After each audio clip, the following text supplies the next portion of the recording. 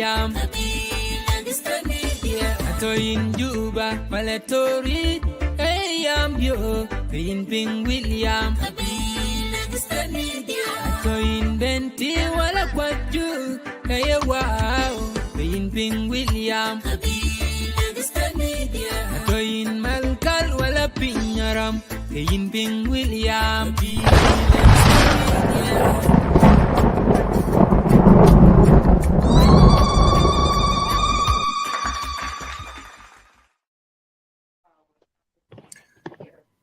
Good morning, good afternoon, good evening, good night, wherever you are tuning in. Welcome to Lagos State Media Beyond Boundaries. We have a special show with our guest, Comrade Agel Machar, and in the studio alongside the co-host, Abraham Madin Majak and Majong Makur Malak.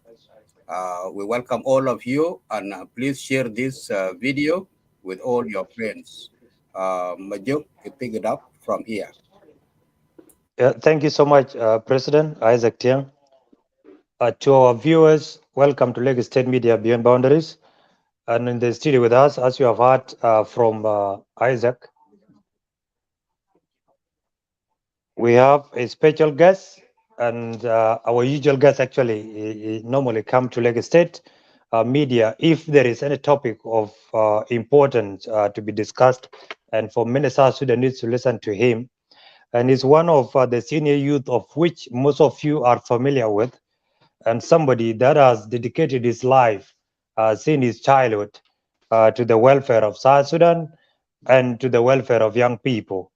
And for that matter, I welcome Comrade Agel Machar to Lagos State Media. Thank you so much for joining us. I don't take it for granted, and Lagos State Media is grateful for the chance that you have given unto them to come and speak about the matters of our country, and also to make clarification on some of the issues that are not seem to be cleared by the citizen. And the first topic that we are going to discuss today in our conversation, fellow citizen, is about election. As you know, many of you are doubting that the elections will not go on due to the many reasons which you always cited. And today, Comrade Agel will be here to clarify some of the things, as he always has knowledge on things, what is happening in the country. And on the same note, he will speak about the SPLM. What is the SPLM? The vision, the mission, and what the SPLM really need for South Sudan, if given a chance for this by the citizens of the country. And he will also comment on the roundtable invitation which the government extended to opposition to join them in Juba, so that they can discuss the way forwards and join hands together for the welfare of the citizens. The government said enough is enough, and we need to sit down as brothers, talk, and come up with a solution. The solution lies in the hand of South Sudanese. And he will also speak about the rallies of SPLM in WOW, of which he will comment on Chief Justice Charles Madut being spotted among the SPLM members who were conducting rallies in WOW. And many citizens came out in a large number to criticize him and condemn him for doing so. So Agel will also add his voice and his thoughts on the same note. And also he will clarify some of the things in regard to his own loyalty to the party of the SPLM, of which many of you always branded him as SPLM IO. And for that matter, he's here today to clarify that. And for issues such as that, I'm requesting you once again to share the live show on your Facebook wall, and also invite many of your colleagues to listen to him. We need to listen to our fellow youth more than we listen to ourselves. Up to this juncture, ladies and gentlemen, allowed me to welcome our guest, Agel Ring. And before that, there is a clip video that will be playing, that music actually. And I believe, Mr. President, we can give him like 1 minute to greet the audience and also give us his opening remark. Thereafter, you play the song. Thank you so much, and be blessed. Thank you very much, Lake State Media, once again. It's a privilege to have another opportunity to have time with you, share and discuss issues pertinent to the future our country as a people. So it's always a pleasure that I get an opportunity to come here and share my views on where we have come from, where we are, and where we are heading as a people. So thank you for the opportunity once more.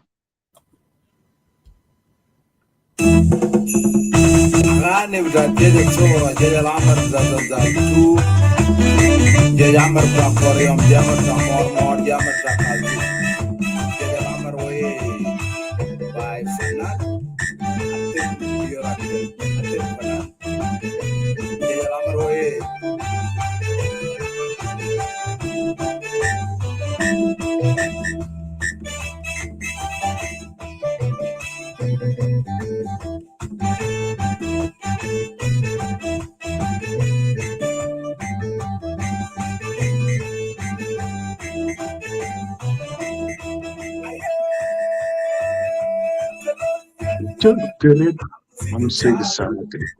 Because John to one.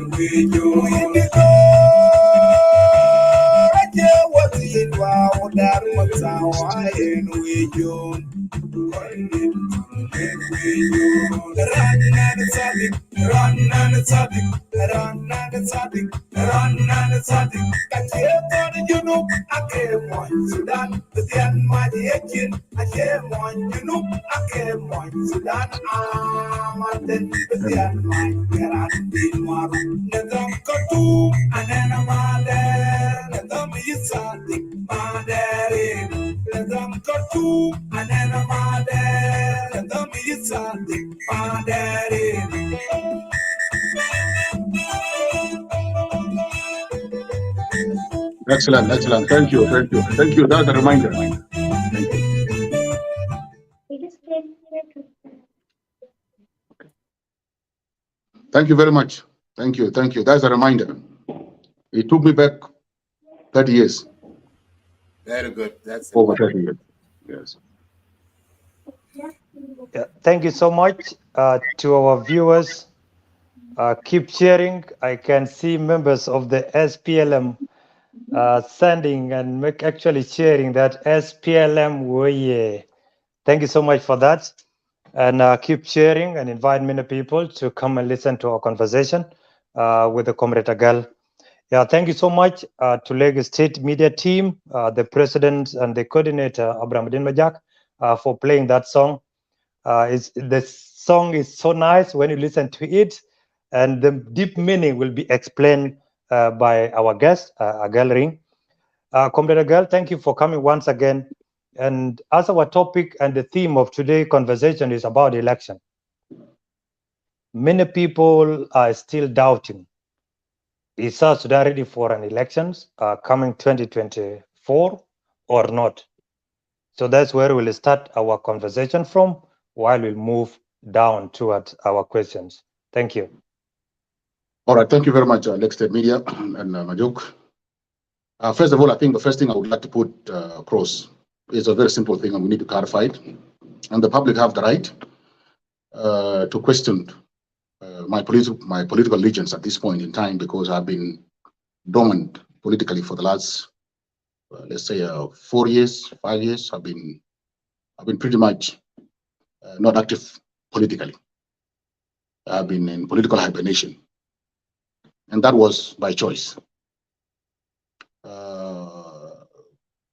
It is obvious that everybody knows that I belong to the faction of the SPLM-IO that was led by Gerald Tabandengai. And that faction, I was a member of the Politburo of that faction, and I was the Secretary for Information and Telecommunication of that movement. In other words, I was a spokesperson for that movement. On top of that, I also, through that portfolio, I was then appointed also as the spokesperson for the office of the first vice president, the previous office of the first vice president, who was the chairman of our party. Most of us keen observers would have known that by 2017, the SPLM-IO faction under General Tabandengai decided, in accordance with the Arusha Agreement on the reunification of the SPLM, to dissolve the SPLM-IO faction under General Tabandengai, and decided in 2017 to merge with the SPLM. We are talking now over 6 years ago. And that's why Gerald Taban Halian is a member of the Politburo of the SPLM mainstream, or the SPLM-IG, or the SPLM, regardless of different people call it differently, but it's the same thing. Some want to call it SPLM play, the way it is. Others call it SPLM mainstream. Others call it SPLM-IG. Different agreements and different negotiations have given it different names, but it's that party. So as the member of Politburo of that organization and the spokesperson of that organization that wrote the dissolution letter, the document that was read out by our chairman, previous chairman, Gerald Tabandengai, was written as in our office as the Office for Information. And we are the one who called the press conference in the office of the previous first vice president. And we announced our dissolution and merger with the SPLM mainstream. 2017. You would wonder why anybody would be questioning where I am 6 years down the line, when we had already dissolved our organization and joined the mainstream, and we got IDs. We are ID holding members of the SPLM. We have already told you the previous chairman of our party is now a member of the Politburo of SPLM under Comrade Selfa. Some people like Ezekiel Lolgatpot is a member of the National Liberation Council of the SPLM under Comrade Selfa. For me, I decided to go dormant because the resistance that was facing me within my party was stronger than the resistance facing the rest of members of my party from other regions. You know our culture as a people of Barkazal and the rest is that the rebellion by the son of Barkazal is 100 times more painful than rebellion from the other regions. So I had to give people time to cool down.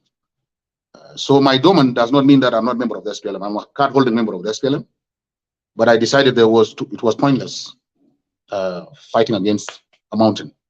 So I decided to pull back, and I ceased to be proactive member or active job seeker or anything of sort.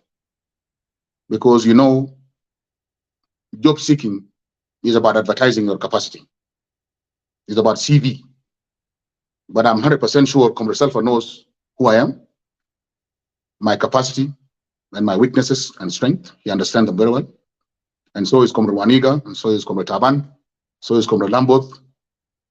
So whenever they think there's a time they need my services, they will come back to me. If not, I'll be just a normal member of SPLM. The reason I decided to come up this time is because, as a responsible member of the party and a responsible member of the country as a citizen, time has come where we need for our voices to be heard. So my coming back, my wearing this red T-shirt, is not me joining the SPLM last week. Okay, we've been there now. We've been reintegrated for 6 years now. It is not me seeking a job. No, it is me doing what I have been doing to SPLM since I was 10 years old. And that is making my contribution to the SPLM and to my people. Even though they have not given to me anything in return, it doesn't stop me from making my contribution, because it is not, I don't do it because of myself. I do it for my people. So the topics being discussed in 2023, 2024 are very important topics. They remind me of the topics being discussed in 2010, 2011, 2012, before 2013 hit us. And during that time, some of us chose to just write letters and recommendations for our leaders, telling them our views and how we thought that the direction they were taking was dangerous. But this time we have now reached maturity, and it's time that we need to influence our public directly by speaking to them about our views and how to avert crisis that is about to befall the country in the next 2 years. That's the reason I'm wearing this red T-shirt. And that's why I want to become more proactive as a member of SPLM and try to influence the events surrounding my party and surrounding my country and my leadership in a positive manner. So we have to clarify it. I understand, because I've been dormant, people will think where I am from. The second thing that also must be addressed is the fact that me and my family members, some of my family members, we don't all belong to the same parties. We come from a very political family. Since 1952-53, the first parliament that was set to declare independence in 1956, the nominated parliament, my own maternal uncle, Chief Sultan Langjuk, was a member of that parliament. And we have been in parliament ever since. My mother is a member of parliament since 2005 up to now. We are a political family, and we understand the nature of politics very well. And that politics, friendship, and family are two different things. You can be brothers, but you can have two different political views. So, for example, when I was SPLM-IO in 2014, 2015, 2016, my own mother, and I'm the last born, was a staunch member of the SPLM, a staunch supporter of President Salva. She's uncompromised. She doesn't joke around anything to do with SPLM and Comrade Salva. While her last born was a member of SPLM-IO under Dr. Machar. When we met as a mother and son. But when we discussed issues of party at that time, I had my own party, she had her own party. I know it is complicated for other average people, but from a family that has been in politics for over 70 years, they understand how to differentiate politics from family. So currently, it is not my mother now, but it is my wife, who is now a staunch member of the SPLM-IO. And she didn't go the other day. The day the SPLM-IO split, and I decided to go with Taban, she decided to go with Machar. In other normal families, it will bring a break in the family. But we are a political family, and we respect individuals' preference and ideas on how the country should be run. Just because somebody is your son does not mean that he must align himself with your political views. Your son can differ with you. Your wife can differ with you. Your sister can differ with you. We in my family understand that very well. But we also understand why it is confusing the public. So I decided to join Taban in Juba, because that's what the headquarters of Taban. And she decided and said, no, if you cannot leave me here with Machar in the bush, you better facilitate for me to go back to Canada. She's a dual citizen. And she went back to Canada. And she told me, if your decision to join Taban and Selfa is the correct, you prove it to me in the next 3 years and I will join you in Juba. Okay. And of course, when we came to Taban, Comrade Selfa himself and Comrade Taban, if they're watching this video, they will know why my wife did not join me 3 years after I joined. So her views became better than my views. The choice she took ended up rewarding her more than the choice that I took. As a man in your own house, what do you tell such a woman? She said, I don't trust Taban and I don't trust Selfa. I don't think they will give you what you deserve. They will not assign you accordingly. They will not encourage you. They will not mentor you. And I said, okay, that's my choice. I'm going back. She said, this is my choice. I respected her choice. What did Dr. Machar do for her? Made her national minister. What did Comrade Selfa and Taban do for me? They sent me to Konyo as a trader. Now people are telling me, why are you wearing red t-shirt and your wife is wearing blue? And you are the man of the house. Tell your wife to take off the blue and let her wear the red t-shirt. Will you do that yourself? Under such conditions. It is her that she should be telling me, quit the red. I told you 7 years ago, you didn't listen. It is time for you to accept defeat. Take off the red, bring the blue. Somebody in red has no audacity to tell me, go and take your wife from where she has decided to go and bring her here. Let us be fair as South Sudanese. So I respect her. And because I'm from a political family, from my childhood, I know not to let our political differences interfere with our family life as husband and wife. The same way I did not allow my political differences between me and my mom to destroy the bond between the mother and her lastborn, or between the lastborn and our firstborn son, who is a strong supporter of Comrade Selfa. So it is a complex political situation because politics itself is a complex science. That doesn't mean I have not been in SPLM since 2017. I have been. And I hold the ID card for it. The reason I have not been wearing the red t-shirt is because there is no space to be active. And I reached a level of maturity where I'm not going to fight against things that are there. So what is there is given time.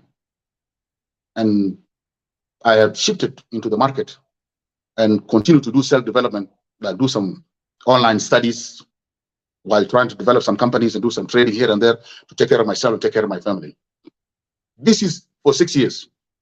My wife has just been appointed for 1 year. So for the 5 years, there must have been somebody taking care of my house, and that is me. And that is the work I do in the market. And I will continue to do it in the market. But right now, it is not time for searching for position. It is time for people to come forward, intellectuals of the country, regardless of their political divide, to try and stop, because we are at the crossroad. We are on another crossroad. And to go straight into the issue of elections. Let us not dither. The war of 2013 was instigated because of the elections of 2015. The war of Georgia Thor and Yao Yao and the rest in 2010, 2011 was instigated by the elections of 2010. Why were people talking about the position of chairman of SPLM? Why? Why didn't they speak about it in 2005, 2006, 2007, 2000? Why did anybody say, Comrade Chairman, I want your position? Why?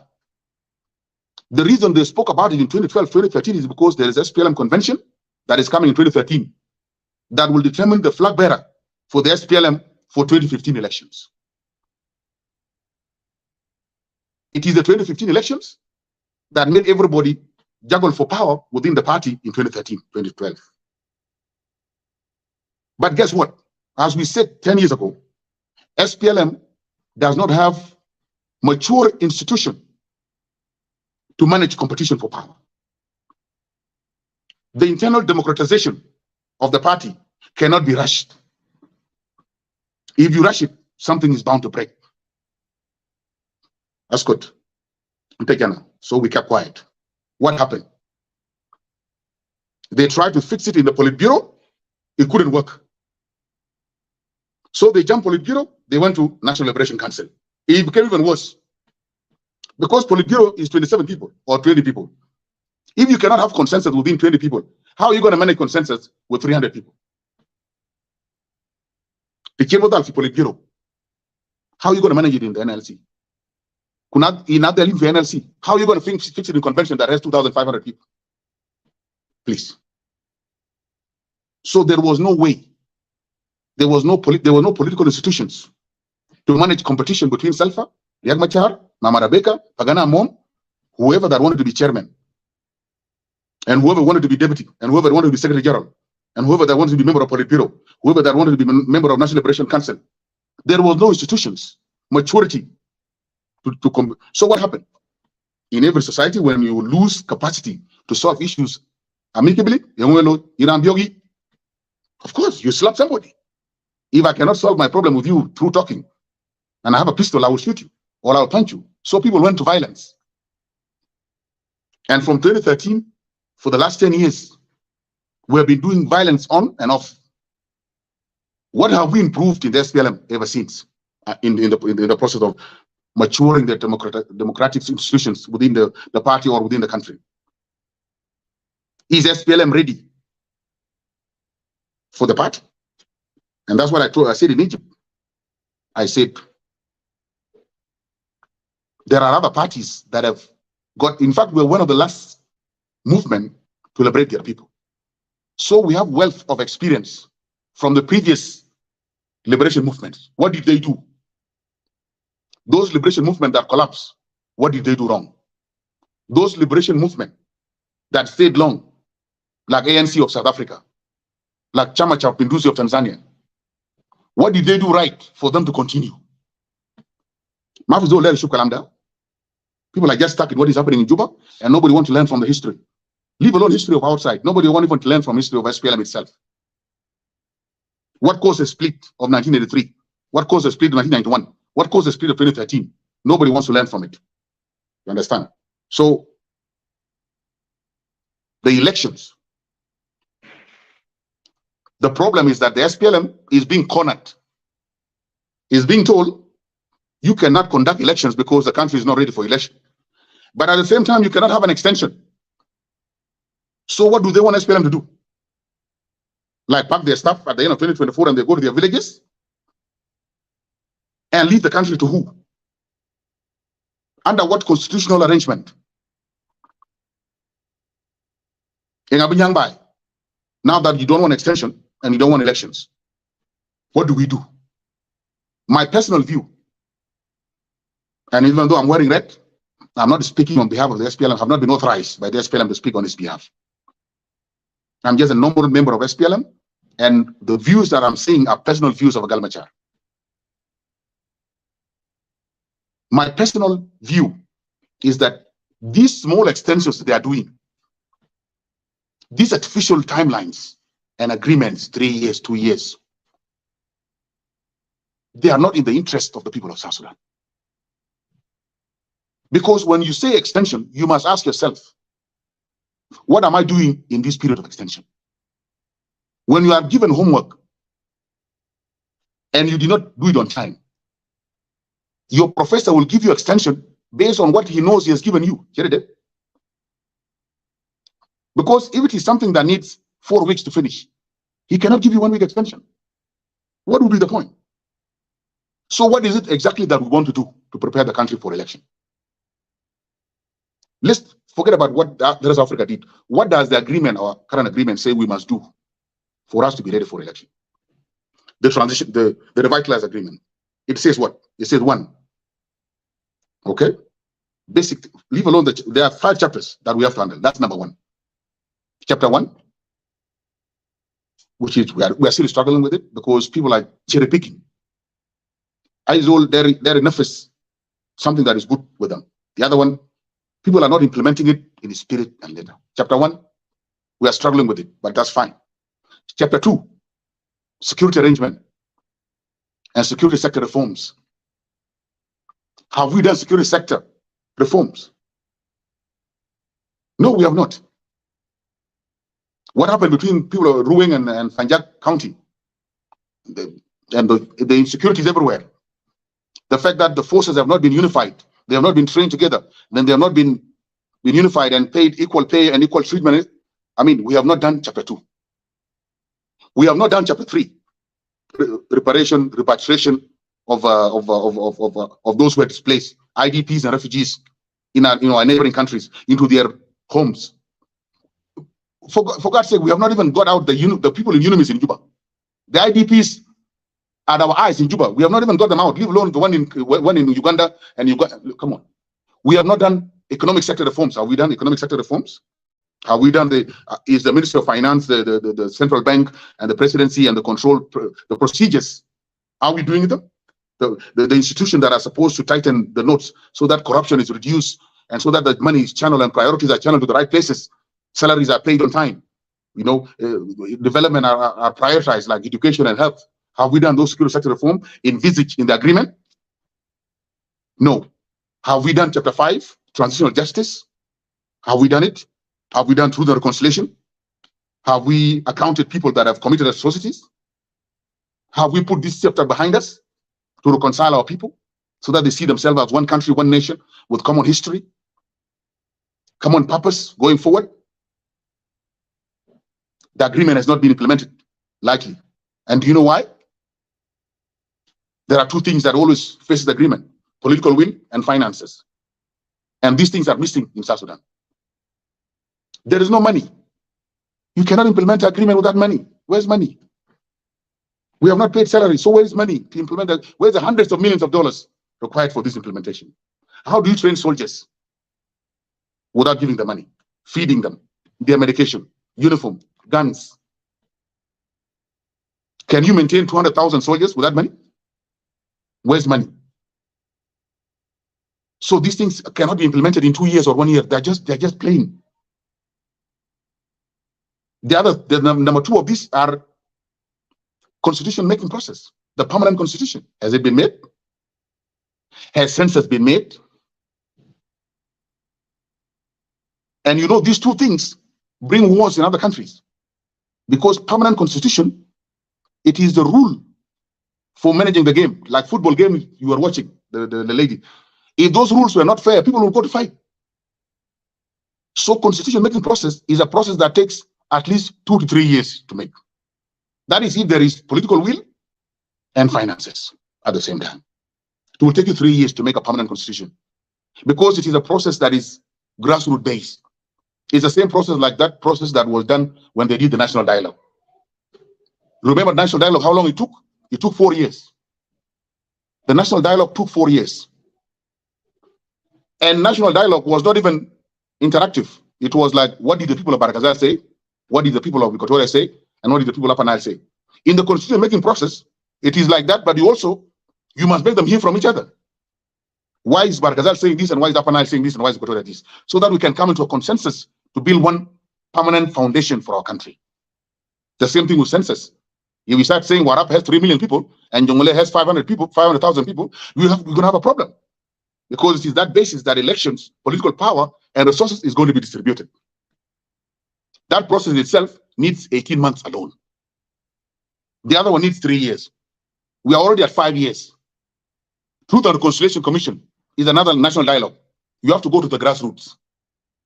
People have to talk to each other to reconcile. The process itself needs 6 to 10 years when there is political will and finances. Don't let anybody lie to you that there is a transition period of 3 years and everything will be fine, and election will be done, and it will all be fine. There's a reason why it has taken others, like Tanzania, 33 years to introduce multi-party democracy. There's a reason why it has taken Kenya from 1963, 1991, 1992. There's a reason why it took Ethiopia from 1942 to 1993. There's a reason why it took even this Museveni. When he took power in 1986, his first election was in 2006. It took him 20 years, by the way. And that's why NRM is still there. When we tell you that to transition a country from where it is, a country like South Sudan, to a time when it is ready for democracy, it takes 10 years of full commitment and finances. People will not believe that. People will say, SPLM, unaz Machar, unaz Hussein, unaz Munu, they're in Kango Jofi Karasi. Okay? That's what a normal person would say. Okay, Kango Jofi Karasi. So what is the procedure for getting them out? What procedures do we have in our hands that will keep our country united, safe, and on the same track? And remove them, and then we bring others. And these people that we are bringing, where are they now? Nazil Jaim in Win. They can Nas SPLM Zaman, Altalo, they SPLM IO, SPLM this, and SPLM this, and SPLM this, or is it who are they? Al Nazil Bizarobin Win. The people that you want to replace these guys with right now. Where are they going to come from? And what procedure do you have to replace them? So South Sudanese are just, because of hunger and mismanagement of things, people are just frustrated. They're like, no, this status quo has to change. But are you sure that you are going to change it so quickly for something better? And that's why SPLM is confused as well, because SPLM leadership is saying, I want to transition you guys to a safe place. Remember, I'm SPLM. I took you from substitute, slavery, and I brought you into freedom. It took us 21 years. Some people were impatient, but it doesn't matter how long it took us and the number of deaths, we brought you here. Give us more time to take you. When I talk SPLM, I'm talking SPLM with all its factions, by the way. Give us more time. People say, no, the pain is unbearable. Status quo cannot continue. We need change. So as intellectuals, we have to ask ourselves, is this change of parties, or is it change within parties? Do we transform SPLM from inside, bring in new leadership and new blood, like what I see Comrade Salfa is trying to do, Lambo, Benjamin Bolmel, and young other people? Do we transform it from inside, or do we wholesomely just remove it and bring in something else that we don't know? So my view is that these people from 2024, somebody need to tell them in no uncertain terms, you need 6 years. And that is commitment, political commitment and financial commitment to prepare your country for democratic process. If people say no, I can guarantee you that SPLM will take people to election in 2024 and SPLM is going to win a majority. Then what will happen after that? Because we are going to bring back Comrade Salfa and Waniga and whoever they think, whoever SPLM endorses, we will bring them back into power. So now the SPLM, not only will it have 53% of power, it will have now 90% of power. Constitutionally, legitimately, and for the next 5 years for that matter. Okay? So it will be 2025 to 2030 of SPLM. What do you think is going to happen here? Do you think your pain will get better? The pain that you are trying to push people into election, do you think it will get better? Does anybody believe that the SPLM will use those 5 years to write the permanent constitution? To do all these things that the agreement forces the SPLM to do? How do you want to spend the next 5 years or 6 years? As a South Sudanese, you must ask yourself. Don't shy away from it. Ask yourself, what is the best way I can transform my country over the next 6 years? If you think it is election, SPLM will go to election. If you think it is legitimate, reasonable extension, not these 2 years where people just sit doing nothing because they know 2 years, I'm not going to do anything anyway, so I'm not going to even start to do anything. But when you give them a reasonable amount of time, it puts pressure on them to try and achieve things. The interim period for South Sudan CPA was 6 years, for God's sake. What is it that was going to be done in Sudan that cannot be done in South Sudan? Okay, now we wanted to move from old Sudan to new Sudan, right? The old Sudan of wars, segregation, tribalism, difference, to another new Sudan. It took us 6 years of interim period. In fact, they were negotiating between 6 years and 10 years. Why is it that our agreements, people are always putting 2 years, 3 years? Where are people rushing to? When our problems are so deep and are so complex. And these are the things that keep quiet with us. But when we see, we think that others will fix them because they are in position of authority, position of power. So we go back to the market and we stay there. Then we see people trying to roll us back again into crisis. What do we do? And it's a country that has not only have I suffered since childhood for it, it has made me an orphan at a very young age. And it has, like most South Sudanese, nobody does not have a family member that has sacrificed one way or another for this country to be there. How do you sit quietly when you see people trying to be quite quiet into Machar? Okay? Any competition in 2024 between Kirmedi and Machar will lead to war, whether you like it or not.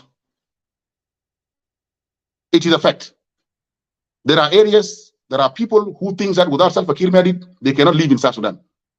Nafsu Kazalik, there are people who think that without Machar, they cannot live in South Sudan. Why do you want to take these guys into competition? Just because some few elites who benefit from a few elites who benefit from crisis are leading into that direction. And that's why people like us are not deployed, because we will tell them facts and we will lead Comrade Salva in the right direction. Because what we know, it is him who taught us in our period of Medan, who indoctrinated us, who taught us about our love for our country, patriotism. It is Comrade Salva. He was the head of Medanat, fi Bongo, fi Bilfam, fi Dima, fi Mahadel Kulla. The doctrine for training people, it was him. So I know people, as hardcore SPLM, wants this thing settled once and for all. 2024, let's go for election. We are a very popular party. We are going to win, and that's it. But sometimes you may lose by winning, and sometimes you may win by losing. So the SPLM may win 90%, which is, I know they may do that. But what kind of country is the SPLM going to run for the next 5 years? Is it a divided country? Is it a united country? Is it a prosperous country? Is it a productive country? Is it a country that is viable? Is it a country that can raise funds from its natural resources in a meaningful manner, or raise taxes from production of its people and its land for the purpose of development and prosperity of its people? What kind of country will SPLM lead for the next 5 years? You must also see beyond that. You must see beyond the excitement of SPLM winning the election in 2024 December. This is my personal view in regard to election 2024. Thank you. Thank you so much, Comrade Agel. And to our viewers, the conversation is too hot and it's actually on facts and the reality on the ground.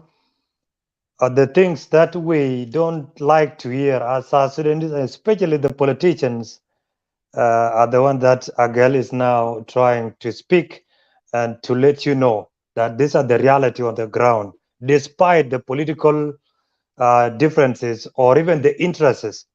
Even if he has interest, he put his interest aside and is speaking from the patriotic point of view that what South Sudan need and what the people of South Sudan should be doing moving forward.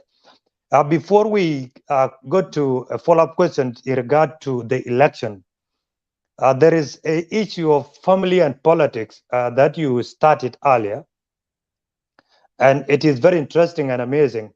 And you mentioned that you are the last borns of your mom, and you had 2 different parties. You chose to go with the SPLM-IO. Your mom is a diehard of the SPLM, of which if you mention anything against the SPLM, which is the mother party, or Comrade President Salva Kiir, he will not be well with her. No. And on the same note, you said your wife is now in the SPLM-IO, and you were in the SPLM of Gerald Tabandengai by then, which you emerged with the SPLM mainstream in regard to the Arusha agreements of reunification of the SPLM faction.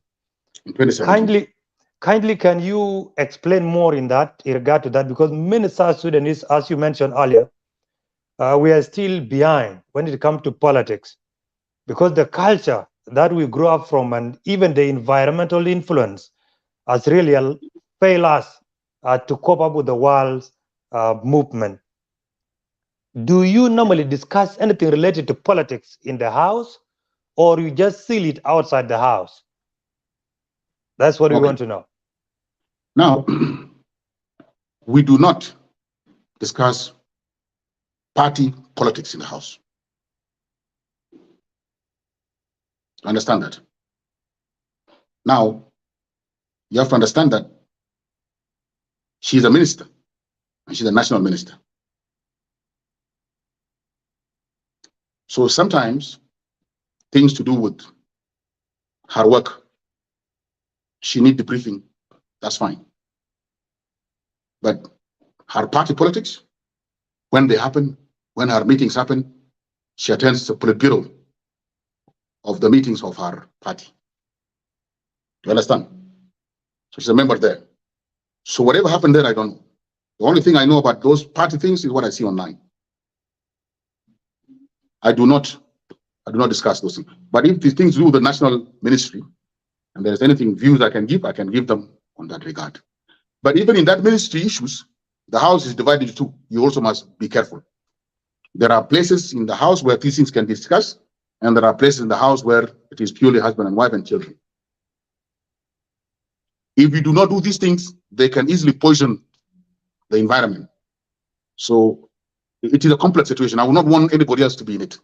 It's a complex situation. If you didn't grow up in it, leave it. But for us, we are complex enough as a family from day one. We are a political family, and those who understand us, even the commercial and the, they know. When I say we are a political family, they know what I'm talking about. So my family has been in politics more than before them. So I understand these things. So we do not discuss party politics. Thank you. Thank you, Comrade. And it is easy for us because I am not very active in my party. So it is not like there are two things. It is just only one-sided. Because she attends the Politburo of her party, and I only see the Politburo meeting of my party through SSBC. So I have nothing there is nothing for her to take from me. To discuss. Because I come from Konekone to the house. For her, it is the her that has a lot of involvement at very high level. It is her that speaks with her chairman regularly, her secretary general regularly, and she is within the Women League and within the Politburo and so forth. So as my way to support her, I make sure that she seal off from the house, not only from me, but from other SPLM IG members within the house, so that if there is any leakages within their party, they will know. Because Machar also knows me. When I say we do not want to know what is happening within your SPLM, we don't want to know. And if there is anything to do with the main ministry, which is national, it's not partisan, we also limit it. We also say no. There are parts we can help.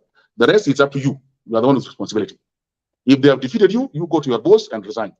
But from here, we can only tell you up to this far. It is your responsibility to handle it, succeed or fail.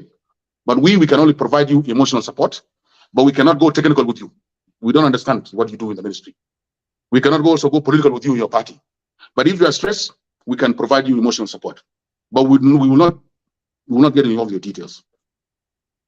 It can get more complicated. Let's say if I was also a member of Politburo of the SPLM IG, okay, which is a dream that will not happen in the next few years, 10 years, whatever it is. So there is no, for me, it is easy. So all I have to do is I don't give any information because I don't have any information from SPLM, and I don't want to hear anything from SPLM IG, from SPLM IO. So it's very easy in that sense. So we don't discuss it.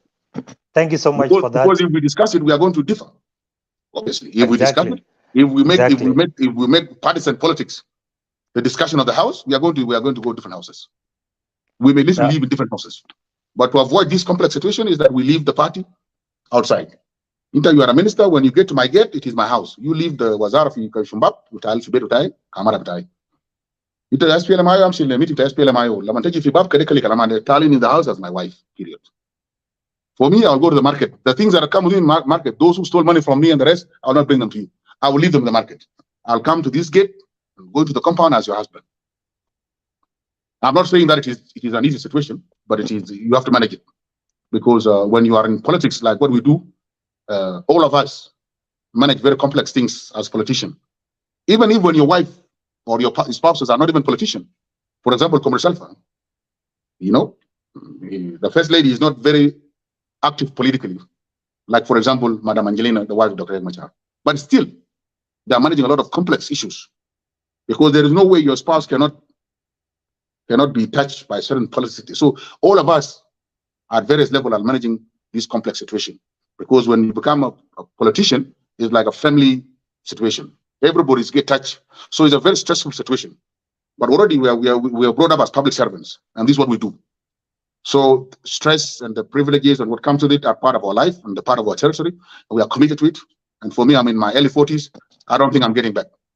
And you know, in Africa, life expectancy is about 70 years. So I'm left with less than 30 years. So I'm already committed to it, and I will continue that path. Thank you so much, Comrade Agel, for that explanation and for also giving many South Sudanese that are watching now some examples on how, if they find themselves in such a situation, how they are supposed to handle such cases. Politics is complex and it's like a football. So once you are in the same house and your wife supporting Manchester United and you are supporting Arsenal or Liverpool or Man City, and anything, the game play in the same time, and you try to discuss it, of course, you may end up not being happy on that evening. Definitely. And let me just make it more complex for you in football. Yeah. There are brothers that play for different countries. One of them play for Ghana, one player them for Germany, and they met in the World Cup. Nobody's going to leave their team and say, "This is my brother." You understand? Of course, and they will never compromise their team. So what their mother always tells them is that when you guys go there, you play your game, but as soon as you come to my house, you are both my sons. Your brothers. You remember the Miliband brothers in the Labour Party of UK. You remember? Yes. They contested for chairmanship of the Labour Party, and they are brothers from the same mother. And their mother said, "Look, you guys go to your party room, Labour Party room, you contest, and may the best politician among you win. And when you come to my house here, I don't want to hear it." So they go and contest, one won and one lost, and they came home and they continued as brothers. You know, because politics, the way it is a new, it is something being brought from outside to us, to our culture. People think politics or parties, you know, like yes, and the rest. You know, you cannot jump over it. You know, here are and meet forever. Naira and Korte forever. But that's not politics. Parties are here. Parties are vessels for achieving certain objectives. But you know, I understand our people, and that's why I keep saying part of the reason election must be delayed is because people don't understand the structures, the way the politics is arranged, because it's a foreign concept. So if you don't understand it fully, you may even go against your own interest. You know, these politics of identity, politics of tribalism, of regionalism, and so forth, instead of politics of interest. Who among Mr. X and Y can better serve me as a citizen of South Sudan? Period. Not who is from which Gabila and who is from which region and who is a female and who is no. But this is not the topic for today. I don't want to teach our people about this. Everybody must grow at their own pace. Now they're taking their children to school. The illiteracy rate is being reduced. Eventually, in about 5-10 years, the illiteracy will be reduced. So more people will be literate.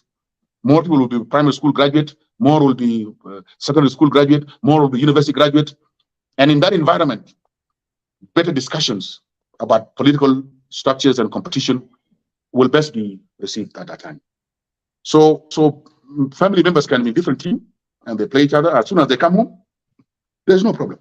Or as you said, two brothers can support two different teams. To the point that when one team loses, the other brother can sleep for 2 days without even eating because of how angry they are. But they still have to share the same house because they are family members.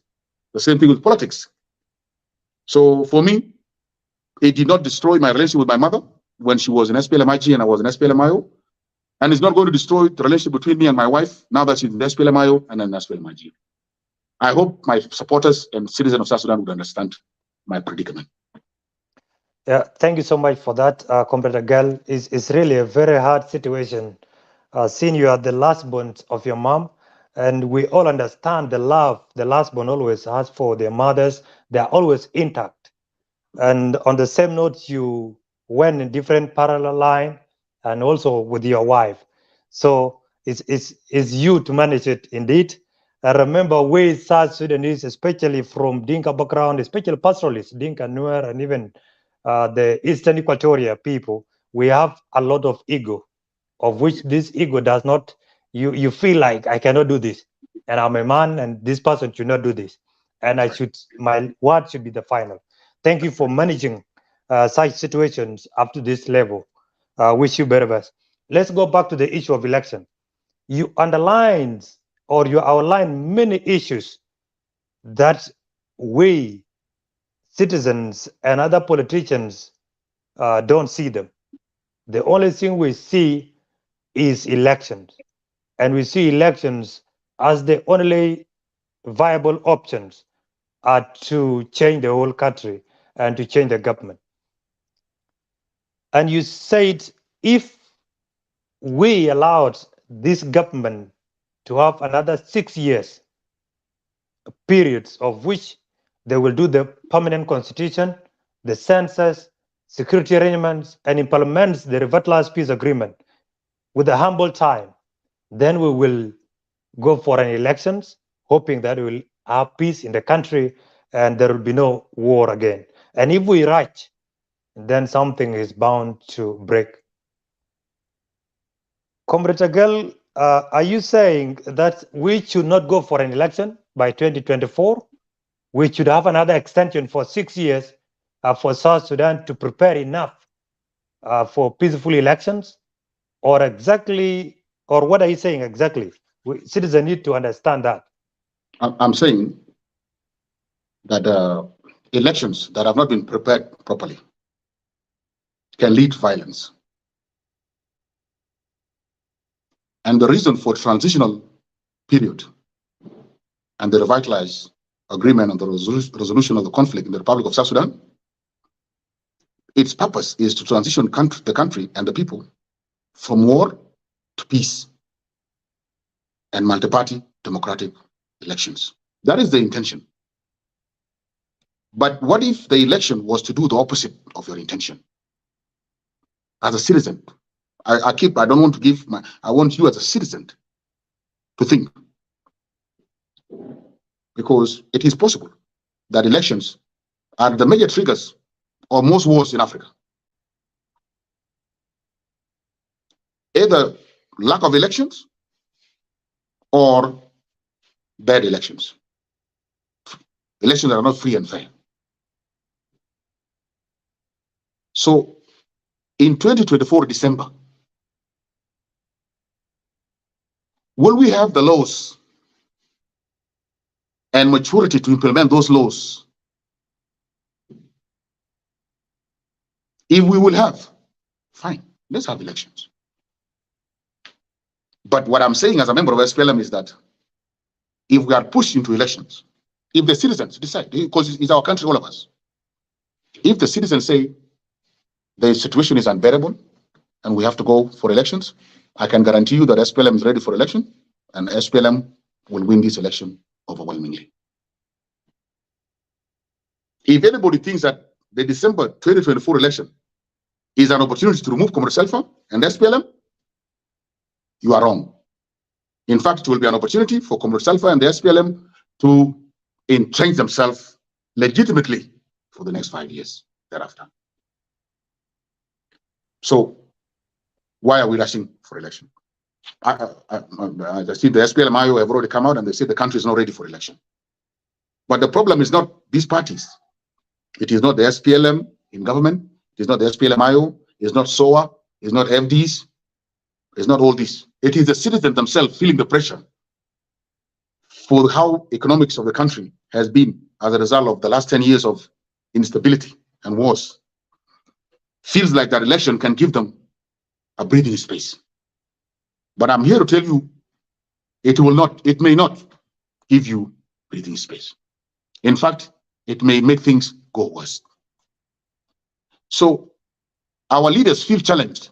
They feel like, oh, so you guys think after I liberated you, raise the flag, now I'm overstaying? You know, the SPLM leaders are saying, oh, you are treating us like the truck, the big cars that make the roads. And as soon as the road is done, they are told to get off the road because they have to be carried by other cars because they will destroy the road. Okay, let's test this through the elections.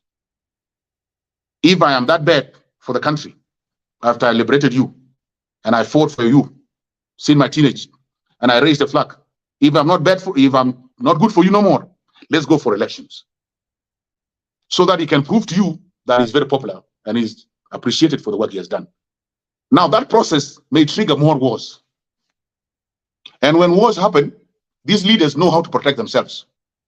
It is you, the citizens, that are affected adversely by the wars, either through death, displacement, economic wars, lack of education, lack of healthcare. Any wars that happens affects the citizen more than the leaders.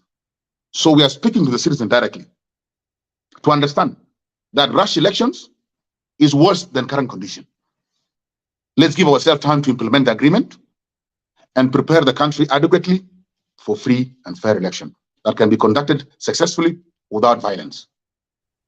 That's my position. Thank you so much. Thank you so much, Comrade Agel. And I have to repeat it, that is a personal position. It's not the position of the SPLM per se. Because I don't have authorization to do that. Thank you. In regard to the issue of elections, you mentioned many things, and there is a question. From 2018 up to now is almost 6 years since the birth of revitalized peace agreement. And in this period, not even chapter 1 that has been completed. And you are urging the citizens to look at the bigger picture, not to rush. At least for the leadership to be given another 6 years in order to implement the agreement and prepare elections enough for an election, nation enough for an election. But Comrade Agel, almost 6 years now and nothing has been done. Nobody rushes them. They extend by themselves and nothing is working out. That's true. So, in fact, there are many rebellions that are now being produced in this process, in this period of 5 to 6 years. And there are many oppositions outside the government, of which day and night they're working so hard to make sure the government is painted in a dirty picture and to be portrayed to the world that they're doing nothing. Remember, the economic sector or the economy of the country is at the level now of which all of us are aware of. And the government, this bureaucratic government, do you believe if given another 6 years, will they change anything with a parliament of over 600 MPs? And they're not even passing any single law. So don't you think citizens believe that this bureaucratic government is a chance for them to eat? And remember, there is a scandal after a scandal, and nobody is accountable for them, and nobody is even holding them accountable. Citizens don't have voice. There is no law to hold them accountable. Even if there is law, nobody is following it. So giving them another 6 years, don't you think it will also increase more rebellion because people that are left out don't think like you? They think it is their turn to eat. They need to be appointed. People that President Salva Kiir degreed out always don't feel happy. They need to be there for whatever time until the elections kick them out. Kindly, can you convince citizens on that note? Okay. How are you sure this government will deliver? No, how many times will they be given? Thank you. Okay. So the first thing I must say at the onset is that no, I do not know how this government is going to fix things in 6 years they've given. I'm not sure whether they will or they will not. But I'm sure that if they are pushing to election in 2024, they will cause a crisis. That's all I'm saying. It's up to the citizens to decide their way forward. But what I have to let you know is that sometimes we South Sudanese only consider things that are happening within the country, but we forget that we are part of international community. And this world is not a fair world. It's a world where the strong wants to bully and rob and loot and plunder the weak. We have seen what are things that are happening around our region. Central African Republic, DRC, since 1963, and many other countries. So the fact that this agreement has taken so much time to implement, one of it is, of course, the political will, which is our responsibility. Number two is lack of funds. Those international partners that promise to help the government of South Sudan fund the implementation of the agreement. And that's why the period was made so short, 3 years, because the money for implementation was supposed to come from outside. They decided after the signing of the agreement that they're not going to do it. They already do so. So you must understand that the country itself is fighting foreign aggression, which is not something specific to South Sudan. It is something that the entire Africa is fighting. It is up to the leaders of each country to find ways to strategically maneuver their people and their country through those challenges against those that want to divide them, confuse them, keep them at each other's throat so that they can loot and plunder their resources. So the country is under sanctions. People don't want to speak about that. All of them, these guys who are fighting, Hir Mayadit, Machar, Munu, Nazil, Kullu, they are under sanction. They have another force fighting them from outside. All of them. Because that force wants to have a share of the resources and geopolitical strategic position of South Sudan. So those guys that said they will bring money do not bring money. And they may not bring money for the next 6 years. And that's why I said I do not know whether they will actually do what the public expect of them if given 6 years. Will they improve the economic situation?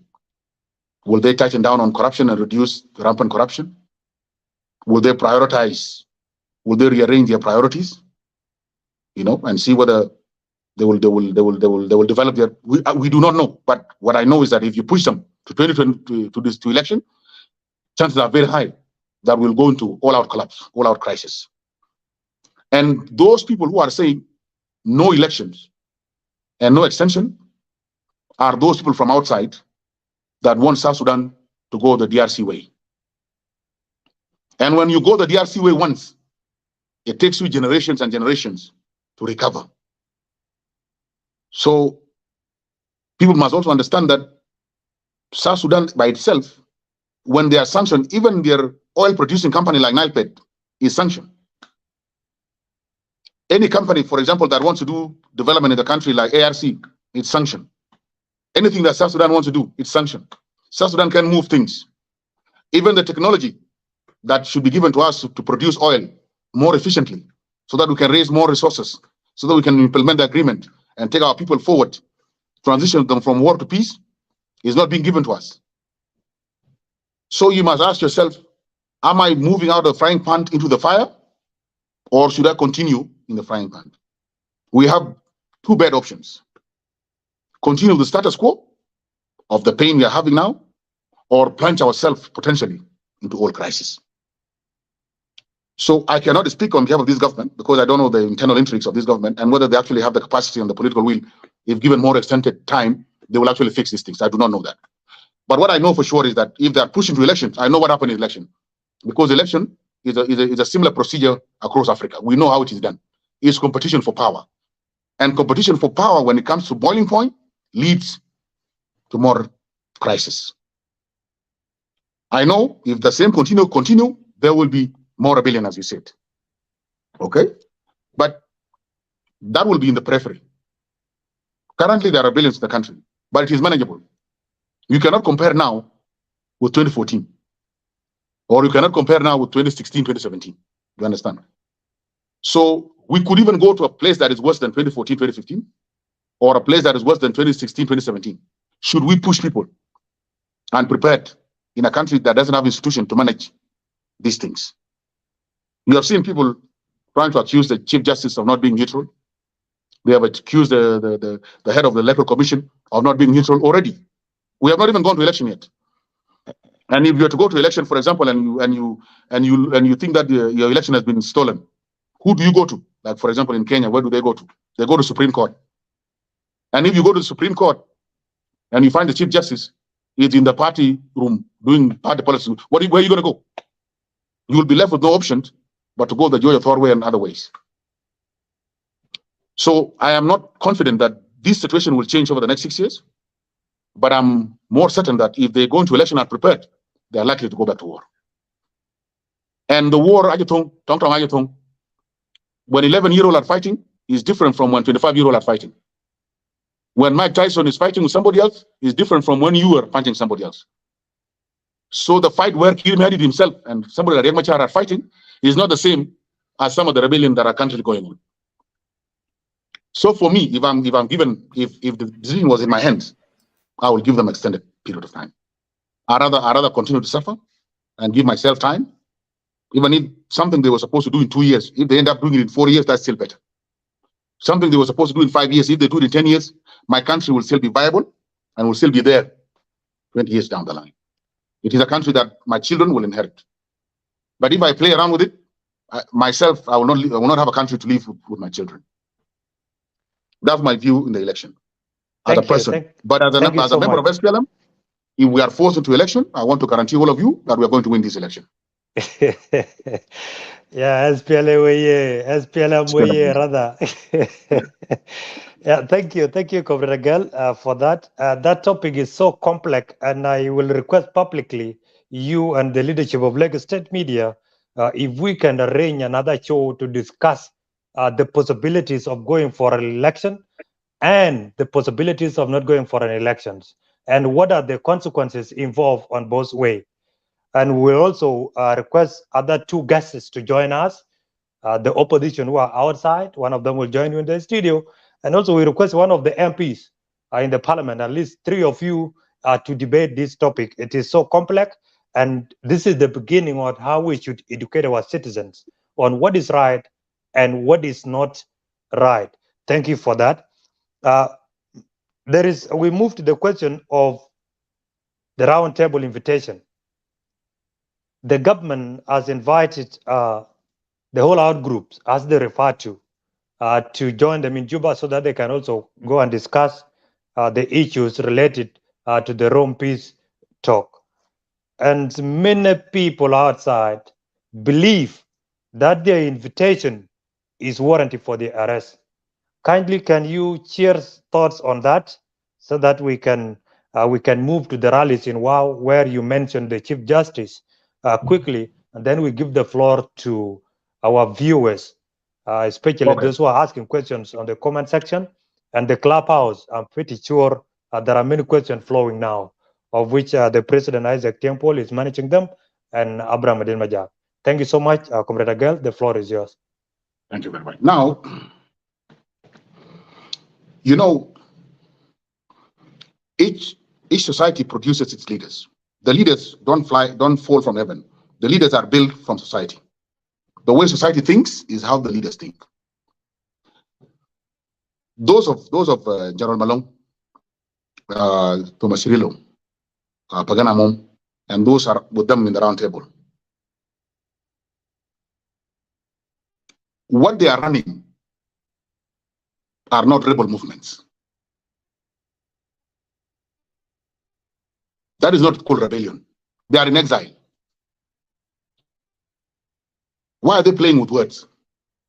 They have been in the rebel movement. When John Garang was a leader, Thomas Cirillo, does he not know when he was a rebel leader?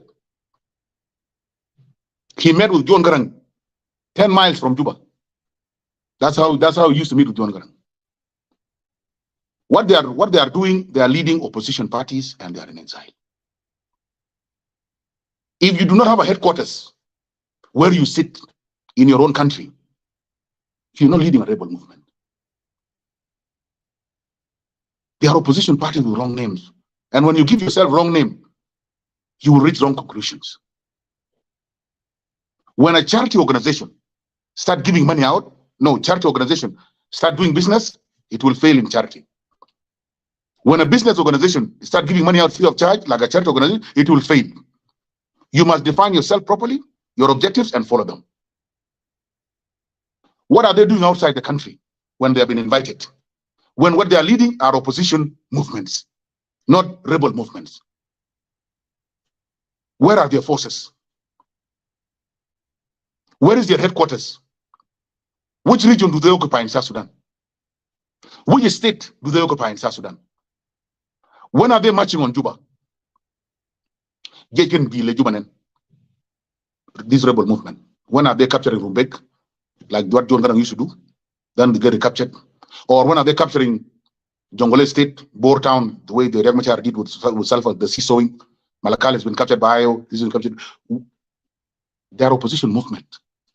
And when you know yourself who you are, you will not wait for the government to invite you.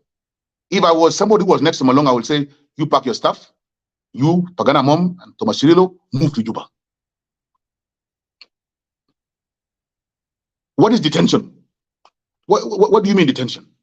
Nobody can be picked from Pyramid Hotel to Blue House. It is not easy for leaders. How many leaders have been to Blue House? Let's be serious. Since this issue started, since 2011, since we raised the flag, how many leaders have declared themselves we are opposition, and they've been picked and they've been taken to Blue House? Nobody's going to take you to Blue House. They will tell you detention, like the detention of Comrade Machar. He has been refused to leave Juba. But when you are detained as the first vice president and you are detained in your palace, is it the same thing as exile? Tonga exile? Is it the same thing? So people, somebody has a car and he's selling tickets for flying to Dubai, and he has a car. I mean, how you or you have a ship, and instead of going to the Mombasa, you want to take the ship to come and drive it from Mombasa to Nairobi. Baburu Chubijal from Mombasa, Bela Nairobi. It cannot. It is not designed to be on the road. The movements they are leading, they are not designed to push out the government from. What do they want now? They want Comrade Salva to be called to go to Italy to go and give his kursi in Italy, or what? How do you intend to remove Salva while you want him to go to Italy? Italy, or to call him to Addis, or to call him to Nairobi? Who gets on the plane to go and hand over their kursi? Who did that? They are making life difficult for the opposition who are inside already. They all need to come in and mobilize their people. They are not even meeting their people now. They think that this noise they are doing for Clubhouse, their people are listening. They are not. The elites are just talking to themselves. But the real grassroots, the farmers, Thomas Cirillo is talking to farmers, the cultivators, Fikajokeji, Fimoropo, Fimale. Is he talking to them? How? If I was one of them, one of their leaders, I would have told them, take this peace agreement seriously. And every time you come to the table, be realistic. Be realistic with your objectives. Be realistic with your strength, the objectives of the organization, and stick to them. Drop the illusions. The illusion that somehow I will be in the United States and I will make noise on social media, and Salva will just decide and say, okay, I'm going back to Akon. How? How? They need to come to Juba immediately. Nobody's arresting anybody and nobody's killing anybody. We said this thing in 2015. We said, Comrade Machar, come to Juba. Forget about the issue of forces. We don't need the forces. Comrade Salva has agreed a peace agreement with you. It is his responsibility as the commander-in-chief to protect you. Min Machar. Oh, no. Riek Machar cannot be protected by Matianganyor. No. These Matianganyor Zatu are the ones that are going to pick Riek Machar from the airport. Put responsibility in the hand of Salva. They said, no. We need our own forces. What happened in 2016? When different forces were brought. The forces that were supposed to protect Riek Machar ended up being that of the risk to Riek Machar's life. They became too aggressive and they almost caused a situation that ended up killing their commander-in-chief. So in 2018, Riek Machar came alone. Did he not come alone? From the time he came, Riek Machar up to now, is he not safe? Is he not being protected by the same forces, Republican guards, that protect Selfa, Waniga, Taban, Hussein, Mama Rebecca? The same forces.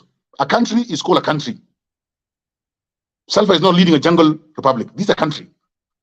If he invites you, he knows the people he will put around you to protect you. He also knows people who can harm you, and he will deal with them. And when we are inside, we will have a national dialogue that is better. A dialogue when we are sitting here, face to face. You are on national TV, and your people are listening to your views. We will better put this country forward when we go inside and we have an internal dialogue. The time of having 10,000, 50,000, 100,000 forces of rebels and they march on the capital city with the help of a foreign country in Africa is over. The African Union Charter does not allow that anymore. That's why they are in exile as individuals. They don't even have bodyguards there. They are being protected by host countries. So they need to wake up. I hope they hear thee. They need to wake up and take advantage of this situation. And I'm particularly talking to Malong and Paganamom. You come inside. Come and face Selfa at the round table. Say your views respectfully. Nobody will arrest you. Okay? Because two of you claim to be national leaders. Thomas Cirillo, he's talking about Equatoria, separation and all this kind of stuff. It is up to him and his leaders. But you, Pagana Mom and Malongawan, take advantage of this invitation, report to Juba, and everybody else, you small people, I don't even know who you are. Who's going to arrest you? If I don't know you, the rest one, the one in the round table, I don't know, there are 7 of you. If I don't know you, who knows you in the national security? Just come to Juba, tell us your views. Let us make use of your brain. Let us make use of your love for the country. Let us make use of your energy so that we can channel the country over the next few years into a place where we can have free and fair elections. That's my view in this roundtable. I think Italy. You can go to Italy for the next 10 years and nothing will happen. Thank you. Thank you so much, Comrade Agel, for actually calling and also adding your voice to the invitation given to the opposition outside to go to Juba. Now we are going back to the SPLM rallies in WOW. And if there are questions in regard to the opposition outside, then the clubhouse members will ask that and the viewers of the comment section. The SPLM, of which you are a member in, is doing a lot of rallies nowadays. And that has given energy to citizens that maybe and give them hope that maybe there will be elections next year. And in that rally, the Chief Justice of the Republic of South Sudan was spotted joining the rallies. We really need your thought on that as a member of the SPLM and as a patriotic citizen. Is it right for the Chief Justice to join the political party and, for that matter, to go and attend the rallies? Okay. And on the same note, the citizens came out in large number condemn him. Not only him, they also condemn the national security. They also condemn the police. That the head of police, the IGP actually, was in WOW. They said also the head of national security, which is DG, was also in WOW. They're saying, are these security apparatus also members of the SPLM, including the Chief Justice, or not? We really need your thought on that. And thereafter, we give chance to the members in Clubhouse who are very eagerly and keenly listening to you. Thank you. Okay. Look, let's separate issues here. Okay. Number one, that photo of Chief Justice, I've looked at it and I've asked around. Number one, the Chief Justice was not in red t-shirts. Was he? Was he? He was not. He was not in the red. He was not red t-shirt. Okay. Yeah. Did anybody see him inside the stadium? There are photos of him inside the stadium? Or is it that state where he was walking in WOW with those of General Lena Yang? That's the issue you have to ask. Because just because you are in WOW does not mean you are attending the rally. We have seen Professor Jok Madut in a plane full of red t-shirt of SPLM. It does not mean he's with them. You can see from his face, from his eyes, that he was not interested in being there. So anybody that was in WOW does not necessarily mean that they are there for rally of the SPLM per se, unless they are in red t-shirt. So if you did not see a Kolkor in red t-shirt, and you did not see Chanrej in red t-shirt, for example, you have to understand that the person that was going to WOW is not only the chairman of SPLM, he is a sitting president of the republic. So his security and his protection is still the work of the IGP, the chief of staff, and the head of national security. They cannot leave him to whom it may concern and say he's going for a party meeting and therefore we cannot secure him. The tiger must continue to secure the president wherever he is. Even if he goes to his village to visit his relatives. The tiger, Republican Guards, which is under the SSPDF, and National Security, which is also SSPDF, it is their duty to make sure that the president is secure. And that's why you see them there. They are there for the protection of the president. They are not there to endorse the political views of the party the president is chairing. No. And that's why you don't see them in red t-shirts. Whoever you see there is doing their job. And that's why you see a soldier there is wearing tiger. He's doing the duty that is assigned to him by the Constitution. And that is protect the president. But when somebody from Tiger removes his uniform and puts on the red t-shirt like me, now he has become partisan. And Chief Justice, as the head of judiciary, can want to have a meeting with the president. He can decide and say, President, there is something I want to tell you. And the president says, I'm in WOW. And he can decide to follow President in WOW.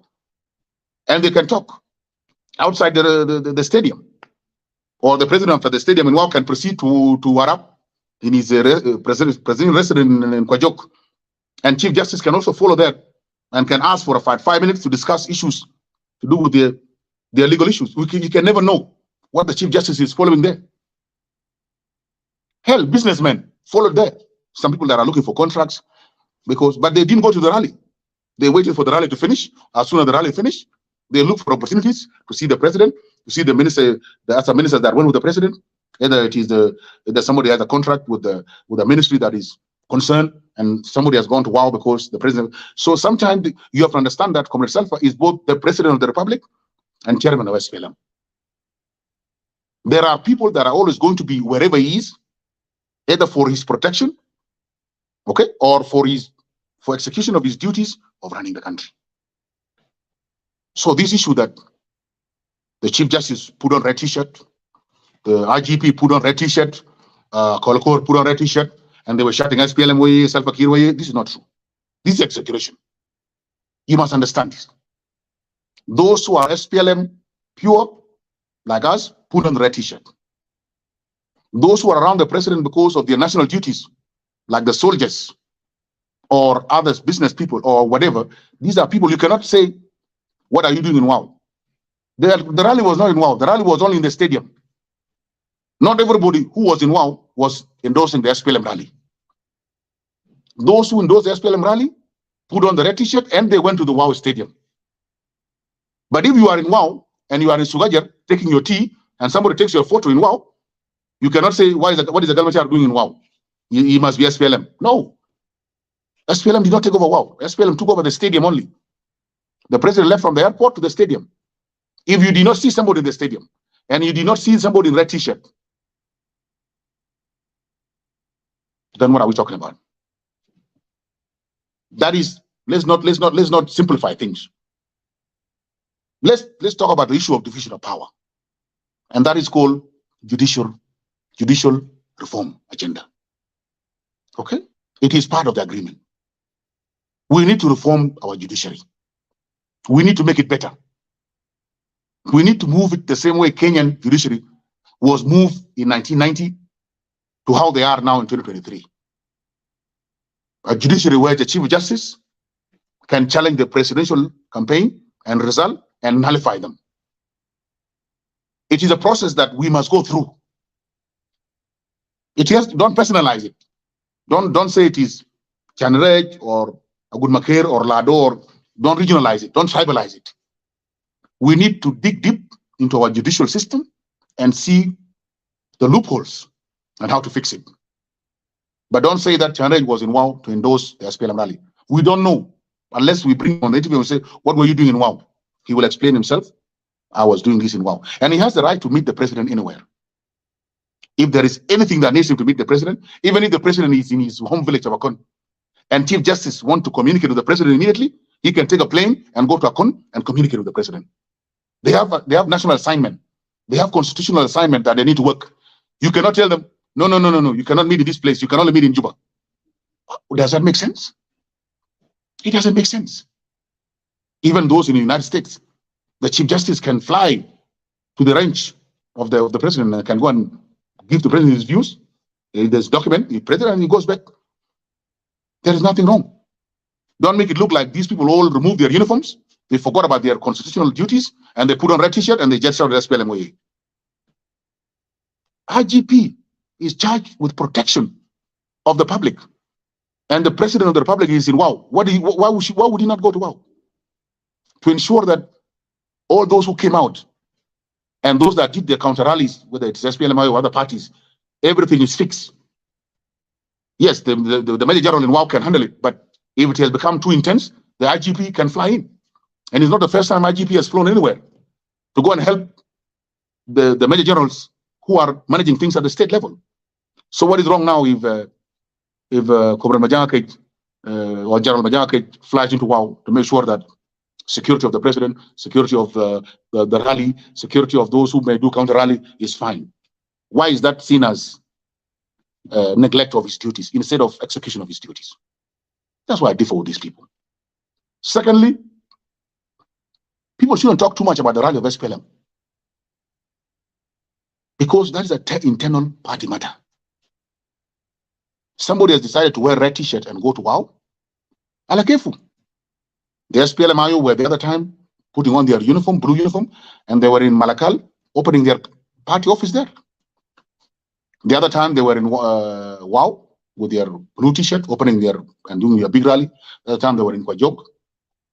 So if SPLM goes to WOW, tomorrow if it goes to Yambio, why are we talking about it? That is an internal party issue. I wasn't invited. I'm not an actor. I wasn't that much, but I don't mind. It is the leadership of the party decided. There is an idea they want to go and discuss as the party members. Let them meet in a rally. That is within their rights. If your party's color is yellow, get your yellow t-shirts and meet in Malakia. Or you want to go and meet in Rang, go and meet in Rang. Why is that a matter of discussion? It's a party. They are doing their part. And what we should be discussing is, are we going for elections or not? And are we ready for elections or not? The SPLM has been told, you are in the government illegitimately, and you are keep extending. So they decide, okay, Kalas Malish, if you think that our extending is for our personal interest, Kalas, we will go for election 2024. And they begin to prepare themselves. Now you are worried. What do you want SPLM to do? Sit down, concentrate on development, give them extension, or you want them to prepare themselves for elections? You know, this is the problem. The leaders themselves are not, our society itself is the problem. Because we are not giving clear directives to our leaders, to lead us in a certain direction. So that's my view about WOW. WOW is a personal party matter. It shouldn't be for discussion by others. Just like if the SPLMIO decided to wear blue t-shirt and go to Nasser today, and they establish their office there, and they make big rally and they dance a lot and they do what, it is none of our business. If you're not a member of the SPLMIO, don't ask what they're doing there. If you're not a member of SPLM, don't ask what is SPLM doing in WOW. It's a family matter. Among these people that you said, I've already told you. Okay, this is the president. He doesn't stop being president because he has put on the red cowboy hat. He's still the president. He has to be protected. The same thing. Okay, the same thing with ministers. Let's say SPLMIO ministers. They say the SPLMIO minister for, let's say for health, for example, goes for SPLM rally in Kwajok. Do they strip her of security that were assigned to her as a constitutional post holder? She will go with those police. So why is it that why the SPLMIO minister can go with the police officer and Salva cannot go with IGP? Why? What, Salva cannot be protected by security? Or the rally of SPLM cannot be protected by security? Why is it that if there is a SPLMIO rally or SOA rally, security can be sent there, Tiger can be sent there, police can be sent there, and if it's the meeting of SPLM, why is this security going there? No, man, come on. Let's not be ridiculous. There was nothing that has gone wrong in WOW. SPLM decided to flex its muscle because people are talking too much, and they did it. That is your own party affairs. Okay? What we need to ask ourselves is, are we ready for election or not? If we're not, tell us as SPLM. We prepare ourselves. If we don't have election, we have extension, tell us how long. We have extension, and we continue to push the country from war to peace and prosperity. You know, there's this they run after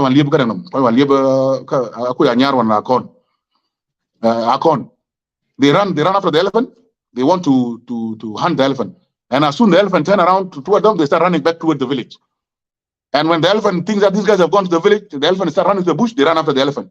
So the child asked their father. He said, "Baba, why are you confusing the elephant? When the elephant wants to go back to its place, you follow it. And when the elephant comes back to you, you run back to us. What is your problem?" The child did not know it was a hunting method for that. So what is it that you want the SPLM to do? You want us to do rallies and go for elections?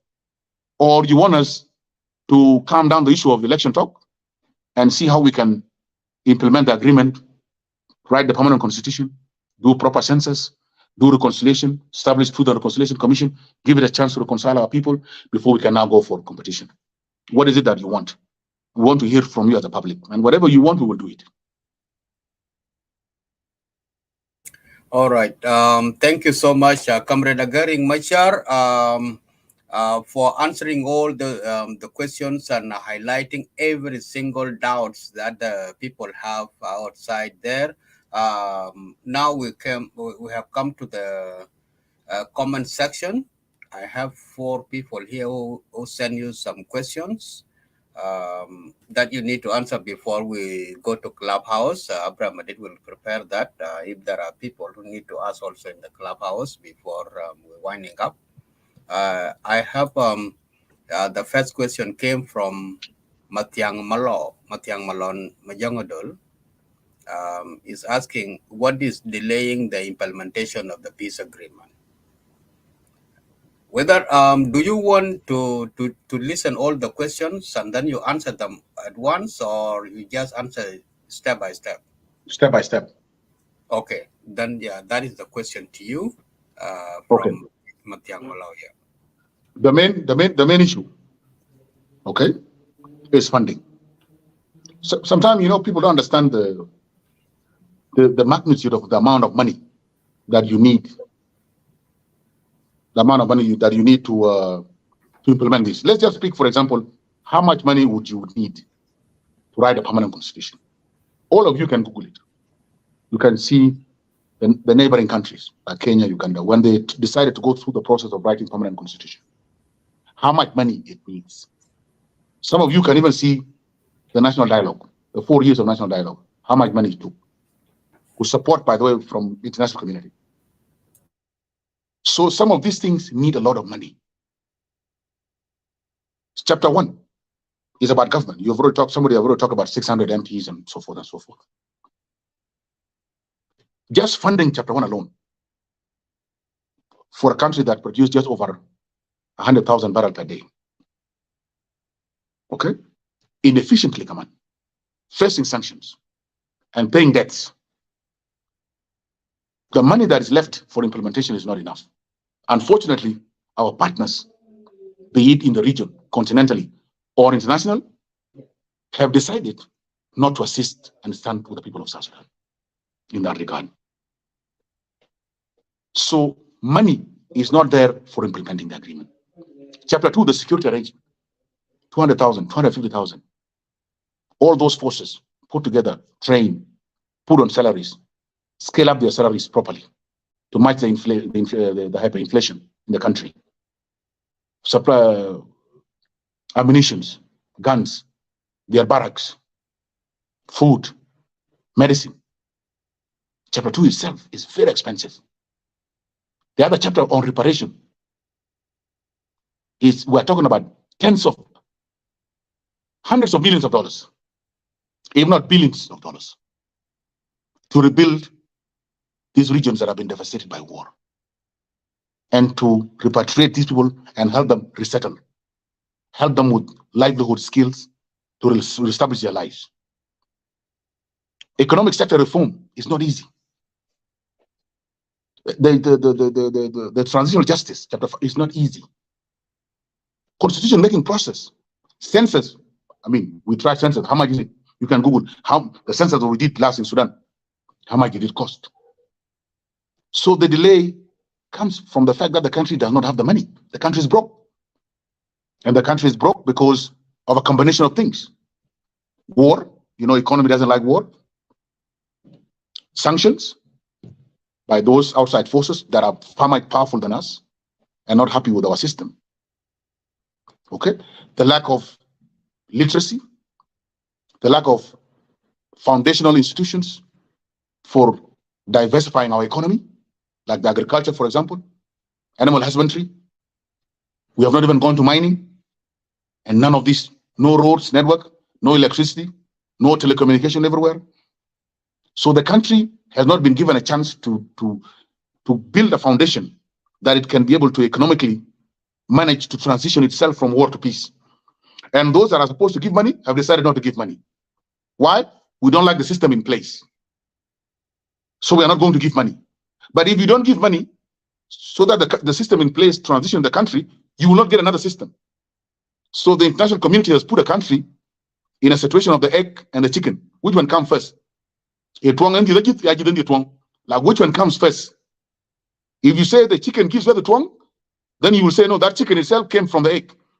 If you say the egg gives birth to chicken, you will say, no, that egg was produced by a chicken. We are not going to give money for Salva and Machar to transition the country from war to peace. So if you don't give them the money, they will not be able to transition the country from war to peace and election. So we are stuck. They don't have the money to implement the agreement and conduct elections. By the way, elections are very expensive as well. Okay? And you are not giving the money to transition the country. So we are stuck. So those who are put out in this lock want something to break so badly that South Sudan become Central African Republic or becomes DRC, where different mercenaries and multinational corporations will have airport at their own places. If they are strong, they will come and have their airport in Buma. The other one will have their airport in Namurnyang, Nyerkapoita. The other one will have them in Raja. And the chief in that area just feed from that guy, and nothing happened to the country. So you, the intellectual, that have gone all over the world and have studied, please pick the best of the country you have gone to and leave those bad manners from those countries. So what is delaying the elections? People, there are two things. There's lack of political will and finances. But majority of it, 70% of it, is lack of money. Okay. Yeah, thank you so much, Girl, for answering that question. We have a question from uh, Ton Philip by Yuen. Is saying no money. Are you sure? Where are oil and non-oil revenue? World Bank and IMF give grant or financial assistance. Where are these assistance? Okay. So there are three sources there. Yep. There is IMF and World Bank grants. Yes. You should understand that those IMF and World Bank grants are specific for projects, and they manage them for a specific that project. You cannot come and take them and give them to soldiers when they decided to bring them, for example, to come and buy medicine. That's IMF. That's not for South Sudan. That's all over Africa. If they say we are bringing this money to offset your budget deficit in education, it has to go to education.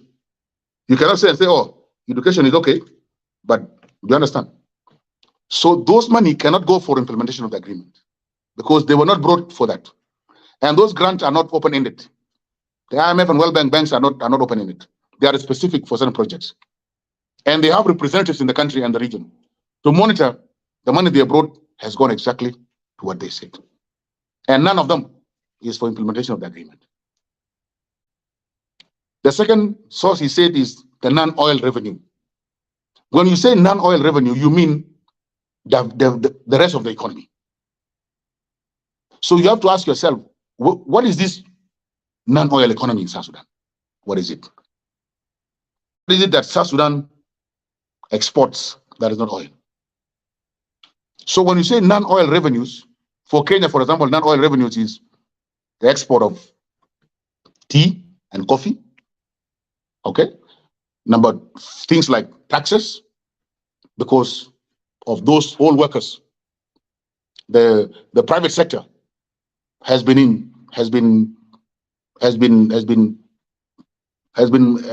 is big. Okay, there are factories, there is the industrial areas, there is this and there is that. So these guys who are working get taxed. You have to understand that non-oil revenues for South Sudan is negligible. It's very small. Because the economy is not diversified out of oil.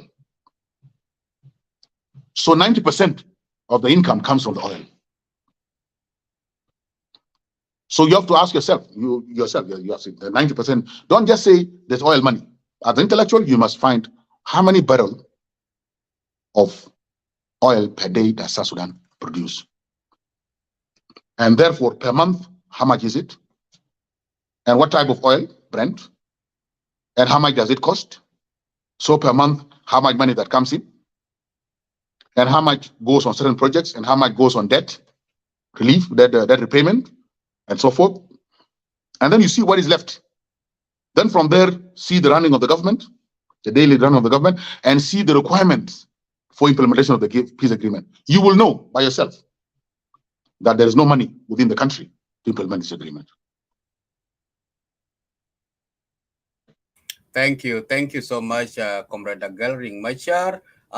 We have the third person is called Sam Jur. He said that Michael McQuilweb was saying even if only SPLM go for election, they will go. Is that the election fair for? Is that election fair, Mr. Agel? That is a question to you. If no, SPLM remain no, only. No, it will not. Okay, then let's go straight forward to Comrade Victor Makur. Is asking you, Agel Machar, what is your intake on given yearning national election?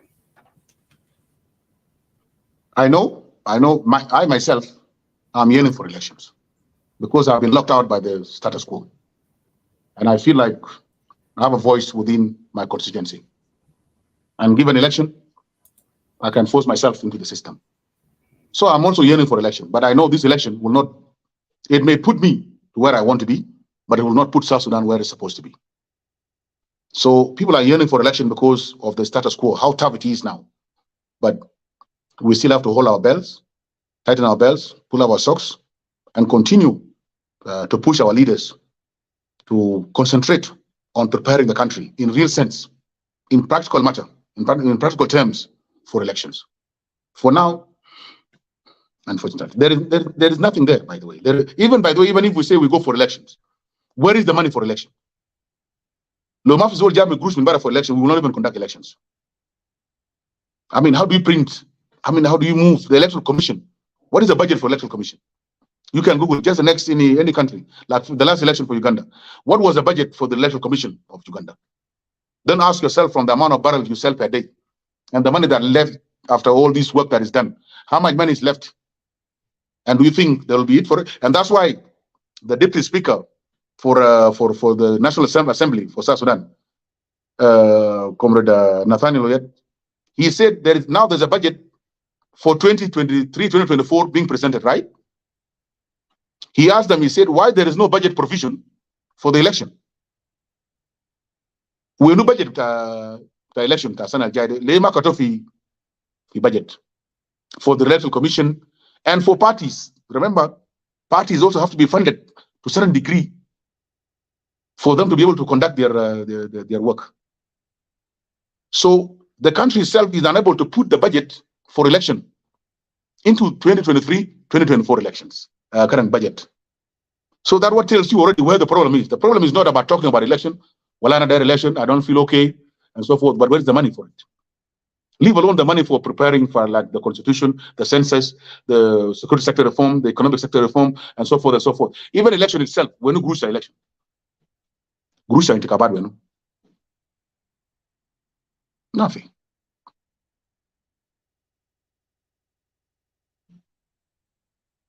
Okay, thank you so much.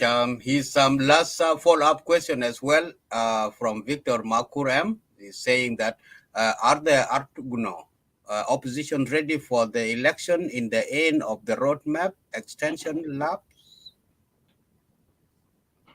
They themselves, I don't know. They will speak for themselves whether they're ready. But the country is not ready for elections. But whether those parties have done their homework and they have prepared themselves and they have done their mobilization at the grassroots and whether they feel they're ready for election is up to them. But for me, I'm speaking that the country is not ready for election. Yeah, he put on another one for you. Comrade Agel Machar, you was just returned from SPLMIO and you have to remain with SPLMIO of Vice President Abanding with Ezekiel Lul. Then after you have been reintegrated into mainstream SPLM. However, my question is, have you been reconciled with the SPLM chairman, Dr. Salpa Kiir Mayardit? No. Okay. Now, thank you. I'm saying this because I don't need to be reconciled with him because I don't have any differences with him. We had political differences and they were resolved through the agreement. Those are two agreements, ARSIS and the Arusha agreement that unified the party, and all of us now are in one party, and he's my chairman, and I have no personal problems with him. So I don't need to be reconciled with him. All right, that's good. Fair enough. Thank you so much. Back to you, Comrade Madin Majak. If there is any question from the clubhouse, please take the floor. We have two people, Comrade Wal, which is one of the SPLM member, and Sholdit, which is one of the SPLM member. They are in clubhouse. So this time I will yield microphone back to Wal. If you have a question to Comrade Galmecha, you can open your mic and have your question, please. Yes, thank you so much, Comrade Abraham Madid. I greet you. Can you hear him? I can hear him, yes. Okay, go ahead. Yeah. Yes, Comrade Agel, I greet you and welcome to Lagos State Media, and I greet all the viewers of Lagos State Media in Facebook as well as in YouTube. First of all, I'd like to say thank you so much, Comrade Agel, for actually holding the ground within this party here. Many of us are really frustrated with how our party had been led by different individuals. And many of us also saw acted from the party as a remedy. But no matter where we go, there are problems in every direction. And so sometimes I realize that running away from the problem is never a solution to any problem. Staying put and facing the problem guarantees a solution to the problem. So I'm very happy and I'm so moved and I'm so encouraged with your presence within this party and together with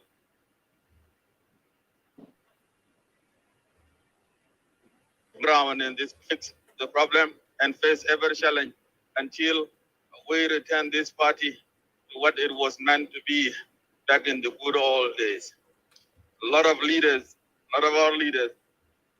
have not fulfilled the aspiration of our people.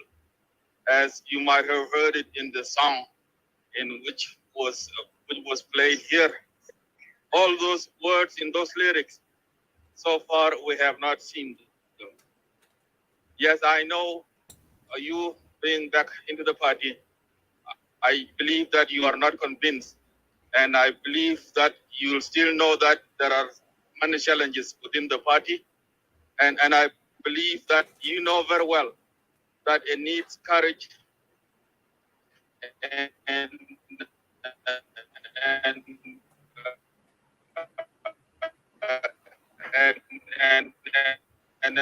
you know, you have been given an assignment of a moderation.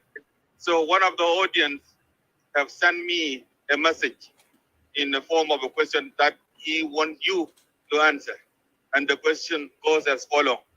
Comrade Agel, you kept saying that there is no money for this, no money for that, no money for election. Why is there money for running a huge government?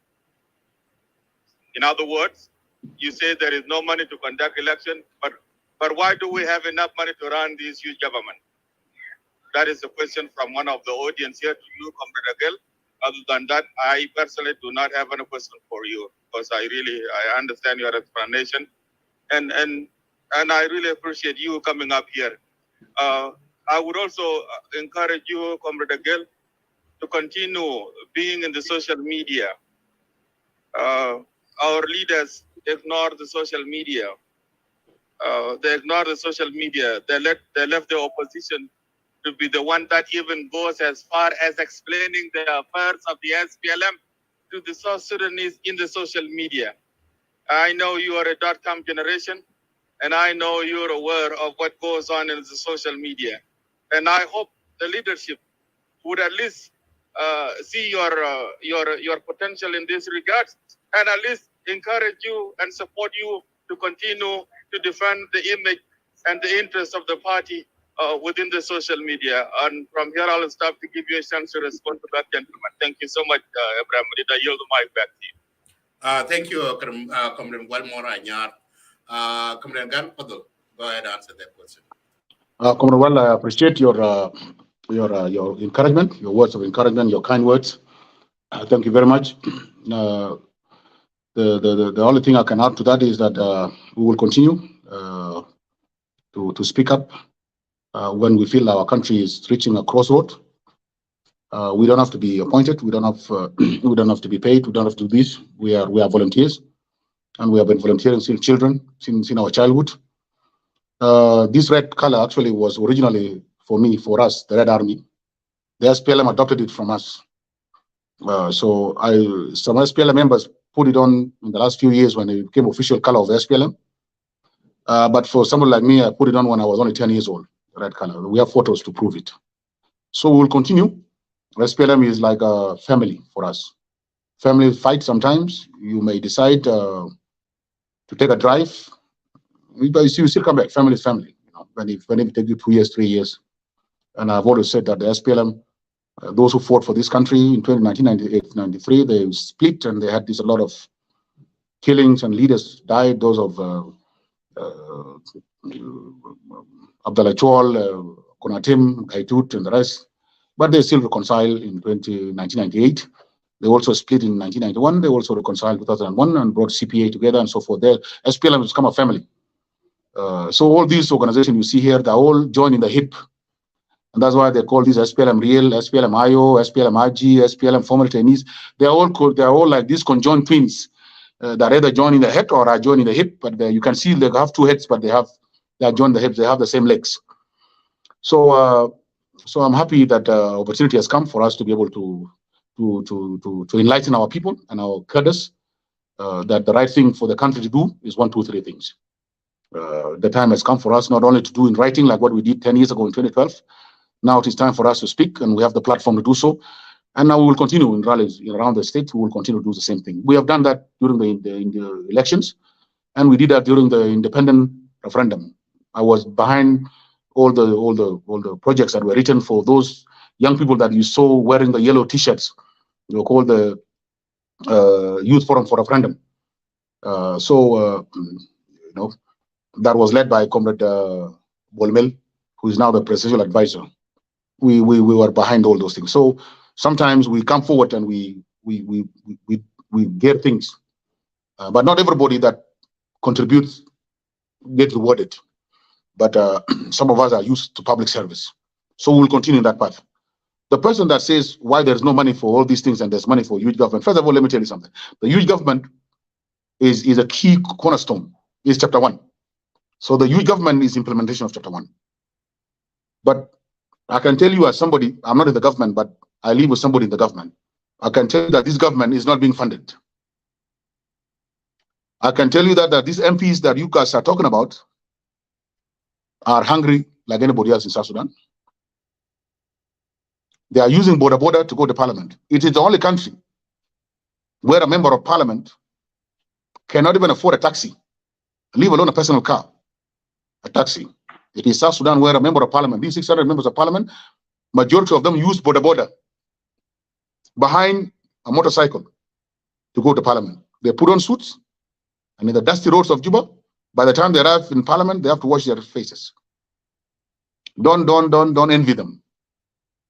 Don't envy them. Where you are sitting right now, if I tell one members of parliament to come out from parliament and sit where you are, and you go to back there, you will, in 2 weeks, you'll come back to this place.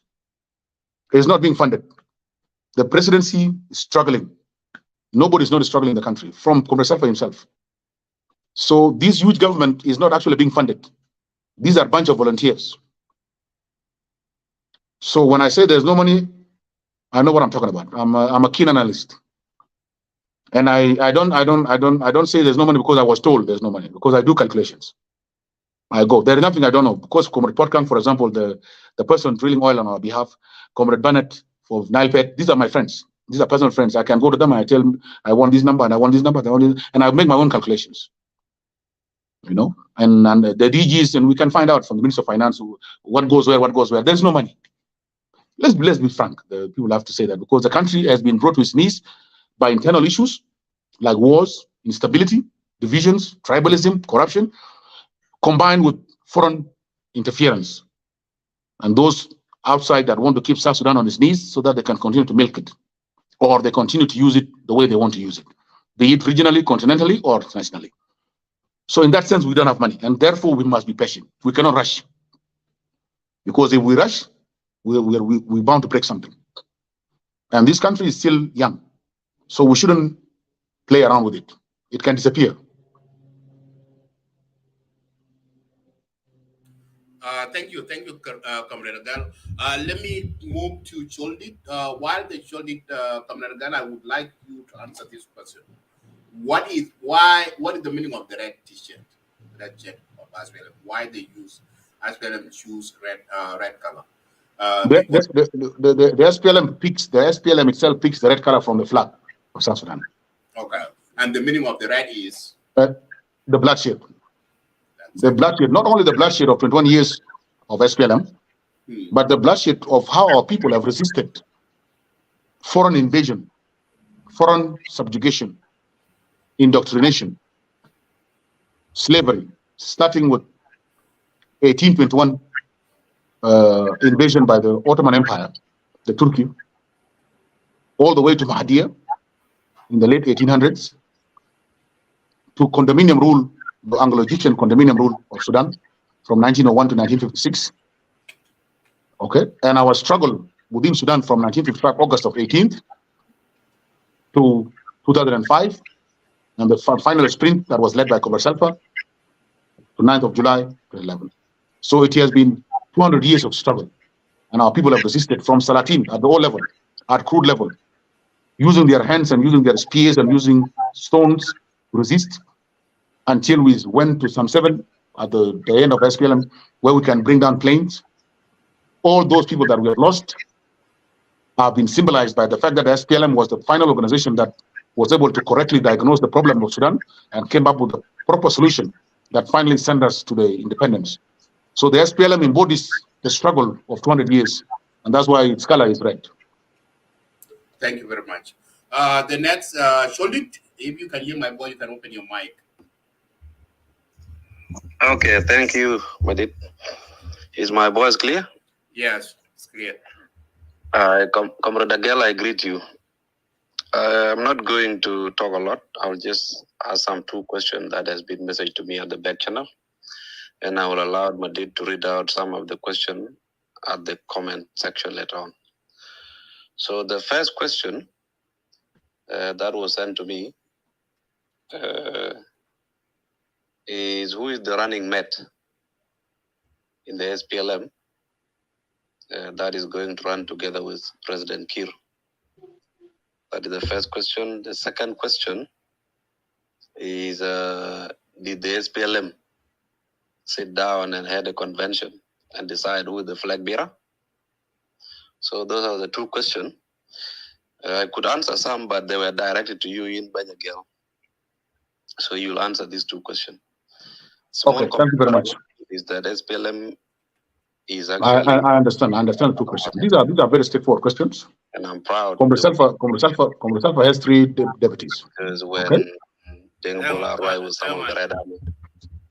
There's another question other than those 2 questions? I thought this is made comment.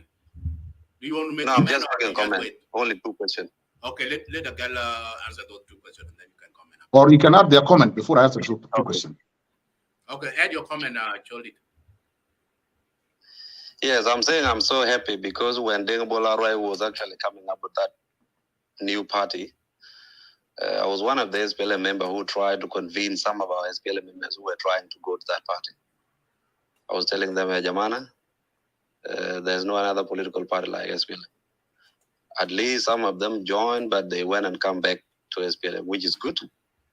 You can go to any political party, but SPLM as a mother party would still have the same objective that you want to go and pursue somewhere in another political party. So my conclusion or my comment is that we need to keep this, build it, then make it strong so that it will look like we were brought up at the seats of the SPLM. I know it's not going to be easy, but since we are at the top of this political party, we need to try our best and build it so that it will be a better political party that will change the country, just like the way it has fought for the country. And thank you.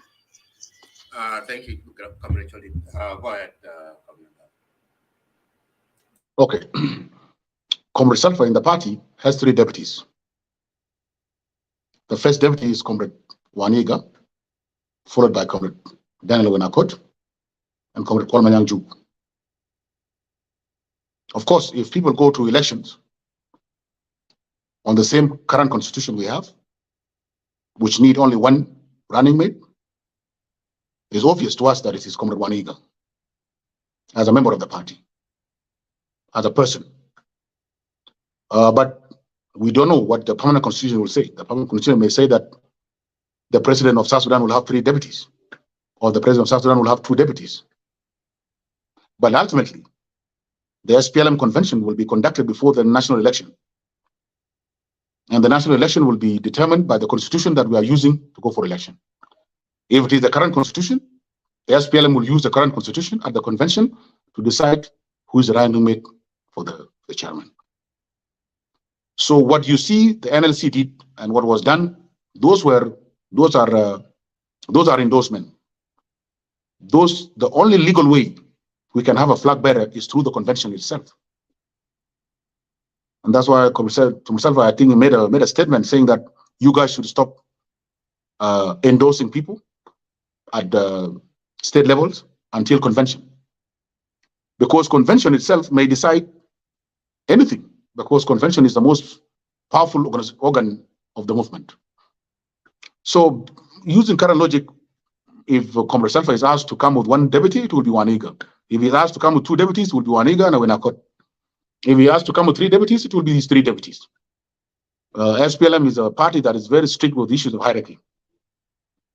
That's why people like us are not happy, because we keep the hierarchy at the top, but when it comes to issues of Jeshamar, they can pick any guy from Khartoum and they put him in front of us. So sometimes we're not happy, because the hierarchy has to be kept.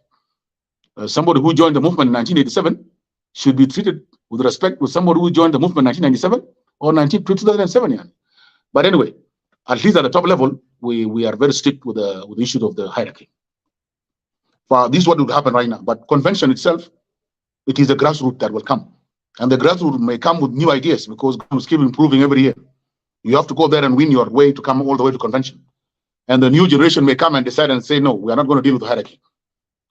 Do we think that Comrade Salfa is running mate is, for example, a Machar or Lado or Good Makir in Jongleo, or Galwak somewhere? You never know, So we should wait until the convention, where Comrade Salfa, if he managed to get himself endorsed by the party as an official flag bearer, then he will be given the running mate by the convention of the SPLM. And the Secretary General of the SPLM will take those nominations and present them to the Electoral Commission as the leaders of the SPLM going to the election. That process has still not happened. But the process that is happening right now is a process of us telling the rest of the people that we are organized, we are united, and we have no issues with our current leaders. We are endorsing them. But officially, it will be at the convention. That is the running mate. There was a second question. I forgot what was the second question. Actually, what the second question? Okay, the second question was, did the SPLM actually did a convention and decide that Kiri is the flag bearer? Not yet. I think I've already answered that case. No, we will wait. We'll wait for the convention. Only the NLC, because in absence of convention, NLC is the highest authority. So the highest authority has made its voice heard. But convention is higher than NLC, and it can come anytime before the election and may decide what the NLC has said is wrong or right. Convention will have the constitutional right to either endorse what the NLC has said or go contrary to it. But we are constitutional and we are organized party, and we will respect the views of our convention, which is the highest authority, the highest organ of the party. Okay, the next question is coming. Let me give the chance to Comrade Jamus. Jamus, if you can hear my voice, open your mic. Yeah, thank you, Comrade Madid, and our guests joining us in the Clubhouse and Facebook. I greet all of you. My question is that the way the system is going right now, and the calling for this round table and peace negotiation with all the oppositions and the other rebel group. Does this calling has an expiration date or time, or is just an extended period to whereby everybody has to come? There's no time, but they still have to come in. And upon their refusal, does that mean the government would take future actions that might, prevent any insecurities in those regions, or what is going to be? Thank you. Look, my brother, I think this invitation was given by Dr. Maral Benjamin, the Minister for Presidential Affairs, who works very closely with the President. I think for them, because this Italian initiative has taken too long and is not producing results. And the government is desperate to unite its people and reconcile its people and bring all political forces together under one umbrella, where they will discuss internally their issues as brothers and sisters. So it was a suggestion that if to expedite this process and to give it momentum and to make sure that it gives us positive results in a timely manner, it will be better to have this roundtable in Juba. So I am not in contact because I'm a businessman. I have not in contact with the government to know whether it was, because I can only read what is on the media. I don't have any special briefing on the site. I don't know. I hope they don't have any timeline for it. I hope they keep it as an open-ended invitation on the side of the government. But my hope also on the side of my brothers outside, people that I know personally, especially Comrade Palana Mom and Comrade Malongawan, people I know personally, I hope that they will sit together, organize this, and come to Juba. We will receive them nationally. They will be settled in a nice place, and this dialogue will begin to work better. Because those guarantees, those guarantors that you have in Italy, you also have them in Juba. Your guarantors in Addis are also present in Juba. Because if your guarantors in Addis, for example, are to be left in Addis, what will happen to you when you go to Juba? Even if the agreement is signed in Italy and you come to Juba, who will help you implement that agreement? The same guarantors in Italy will come to Juba. Cut the chest. Don't wait for extension. Okay? I know you guys are senior to me, but in the current business of the current rebellion under Comrade Selfa's government, I am senior to you. So, Comrade Pagana Mom, you are senior to me in the previous rebellion of John Garan and Malong Awan. Because, but in the current rebellion, I'm senior to you. So I'm telling you a brotherly advice. Take this. Let's come and have discussion here in Juba. Let's, there's Masal Nara Bugul Shila Ram Lebetu. Let's take this bluff. Let's take them all the way there. If you truly want to leave Juba, you will leave Juba. Pagana Mom came before and he left Juba. Did Pagana Mom not come back? He came back. He was sworn in as Secretary General of SPLM. When he decided that this thing is not for him, he left.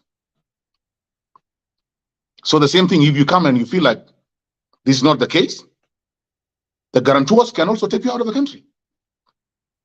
So let's not go to Italy, because I don't think these mediators actually have proper context about the real situation of the country and understand what is really going on in the country, or what is your problem and how is the solution. And I don't think they will help you navigate your way into being participant in determining the future of this country.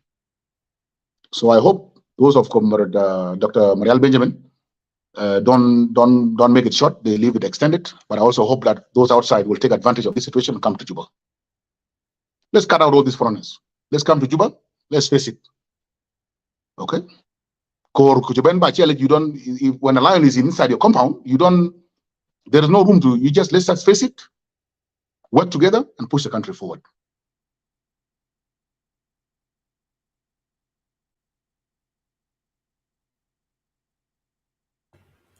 Okay, there are a lot of questions coming in Clubhouse. So there's a question that someone has in Clubhouse. Said that, let me read it out. He said that my question to Agel R, Machar, why does SPLM do not celebrate in 1983 May 16, while it is a birth of independence?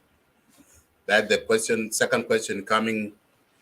He said that, but this party is known to the world as the Liberation Movement Party. But after gaining independence, why does the Sudan People Liberation Movement still bear the same name? So those are the two questions I pulled up. That one is talking about why the government, that the party is not celebrate the independence May 16. The other one, why the name of us will not change. So those are the two questions why. Okay, 16th of May. You have to understand that in 2005, the organization called SPLM, SPLA came to an end. It was divided into two organizations. The SPLA, which was under by then General Dengajak, became the National Army. And the SPLM became the political wing. So we have to understand that this organization is not the same organization as previously. So the SPLM as a party, yes, it has roots in that day, but that day it is a day of SPLM, SPLA. These are two organizations in one. But in 2005, we're divided. And the SPLM became a partisan party, that is a political party. And the SPLA became for everybody. So 16th of May is still for everybody. It is not only for the SPLM as an organization. It is the day the revolution for the people of South Sudan started. It is not the day the SPLM as a political party started. What was started in 2016 was not a political party, was an armed movement. So the day itself is closer to SPLA than it is to SPLM. So it is not the work of SPLM. It is the work for us as South Sudanese to celebrate it. And we have never ceased to celebrate it. The same way, 9th of July, even if the government, due to lack of resources, doesn't celebrate it, we have not stopped celebrating it ever since. The last speech I gave in Egypt, I gave it because the Egypt SPLM Student League and the SPLM chapter organized the Independence Day there. So I don't think SPLM is obliged to celebrate it as an organization, but all the members of SPLM always celebrate it. From Comrade Salfa, they always sit in their houses, they slaughter goat, they bring their friends, and they always mark it. Even if they don't mark it at a national event, the same way 9th of July is not marked nationally, the same way the 30th of July, which is the Machar's Day, is not the same way the 18th of August, the day the first war started. And there are many other days. The 9th of July, the day we voted for the referendum. And there are many other days.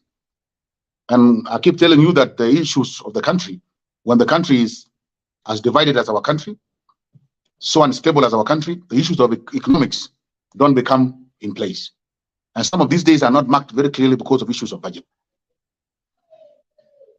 So, Comrade, again, we have most of South Sudan in Clubhouse. They are very interested to ask you a question. Do you have a time for them? So we have a lot of people coming up want to ask you. Do you have okay, let us go. Yes, we can still have another 20 minutes or so. Great. So let me move to Abiel Kon. Abiel Kon, you are next. Has your question, and then let me welcome Jensen and Nabango and Dr. Nguyen. So go ahead. Jamus, control the room. So because it's hard for me to studio and everything. So you make sure that if someone raises his hand or her hand, bring her or his up. Go ahead, Abiel Kon. First of all, let me greet Comrade Agel. Thank you for your time in this platform. My question is regarding, I just came a little bit late. I didn't listen to all the interview, but my question is regarding to your statement that SPLM is our mother party. And still believe in the high ranking in the SPLM. As a young man myself, the same generation as you, how do you think that SPLM will actually attract the best mind when it's continued to believe in the high ranking in the SPLM? You have to wait until our senior comrades, that I give them the respect for the liberation struggle, for them to decide whether you will climb the ladder or not. Don't you think that it is time for the young people to detach themselves from the SPLM and think independently into the best way that they can help South Sudan? The second question regarding to the readiness of the election, you talk about the people are not ready for election, but it seems the SPLM is totally ready for election of the 2024. And there's some frequencies that has not been reconstituted. The example is the PPC, the Political Party Council, the Election Commission. How can South Sudan go to election when those most important institutions are not reconstituted? Thank you.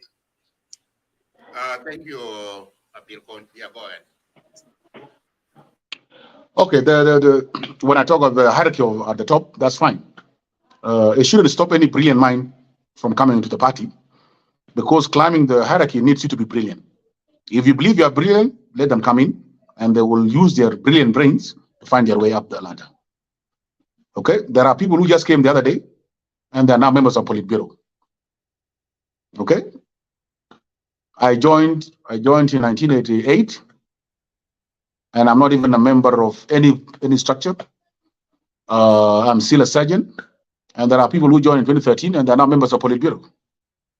So nothing should stop you from coming late. If you are a brilliant mind, please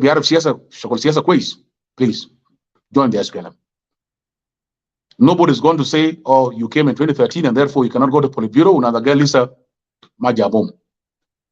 If a girl is not organized and is not that brilliant, fine, let him continue to stay at his level. Okay, so within the party itself, we don't even grow at the same level. The brilliant one go faster. I told you, I can tell you, 1988, 89, the current IGP, who's a full general, was a non-commissioned officer like me. But now he's a full general, and I'm a sergeant. And that is because of his brilliance, his commitment, his loyalty, how organized he is, his consistency. He has done a lot of things. So any person who is brilliant should not hesitate from joining the SPLM.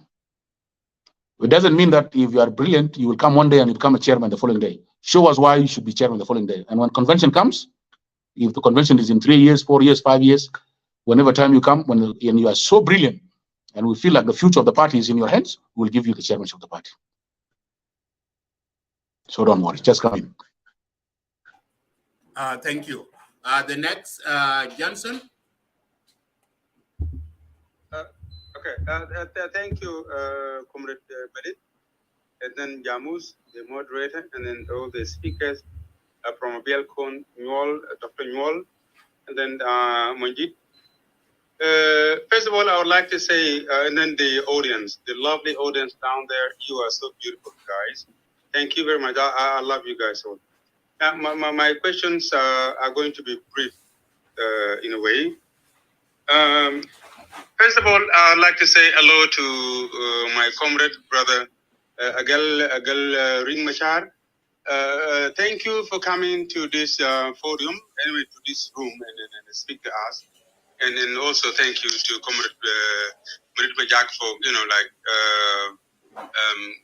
connecting us to this room. And then I got the invitation this afternoon. I'm like, oh wow, that's so beautiful. First of all, Del Machar, congratulations, buddy. You have done very well so far at your age and as part of the Red Army and then in the SPLA at the very tender age. That's really beautiful. I'd like to say thank you, congratulations, because you are a risk taker and you can do anything to just fly among all the angels and everything. So well done, buddy. First of all, to the audience and other people, I met Agel Machar 3 times actually physically.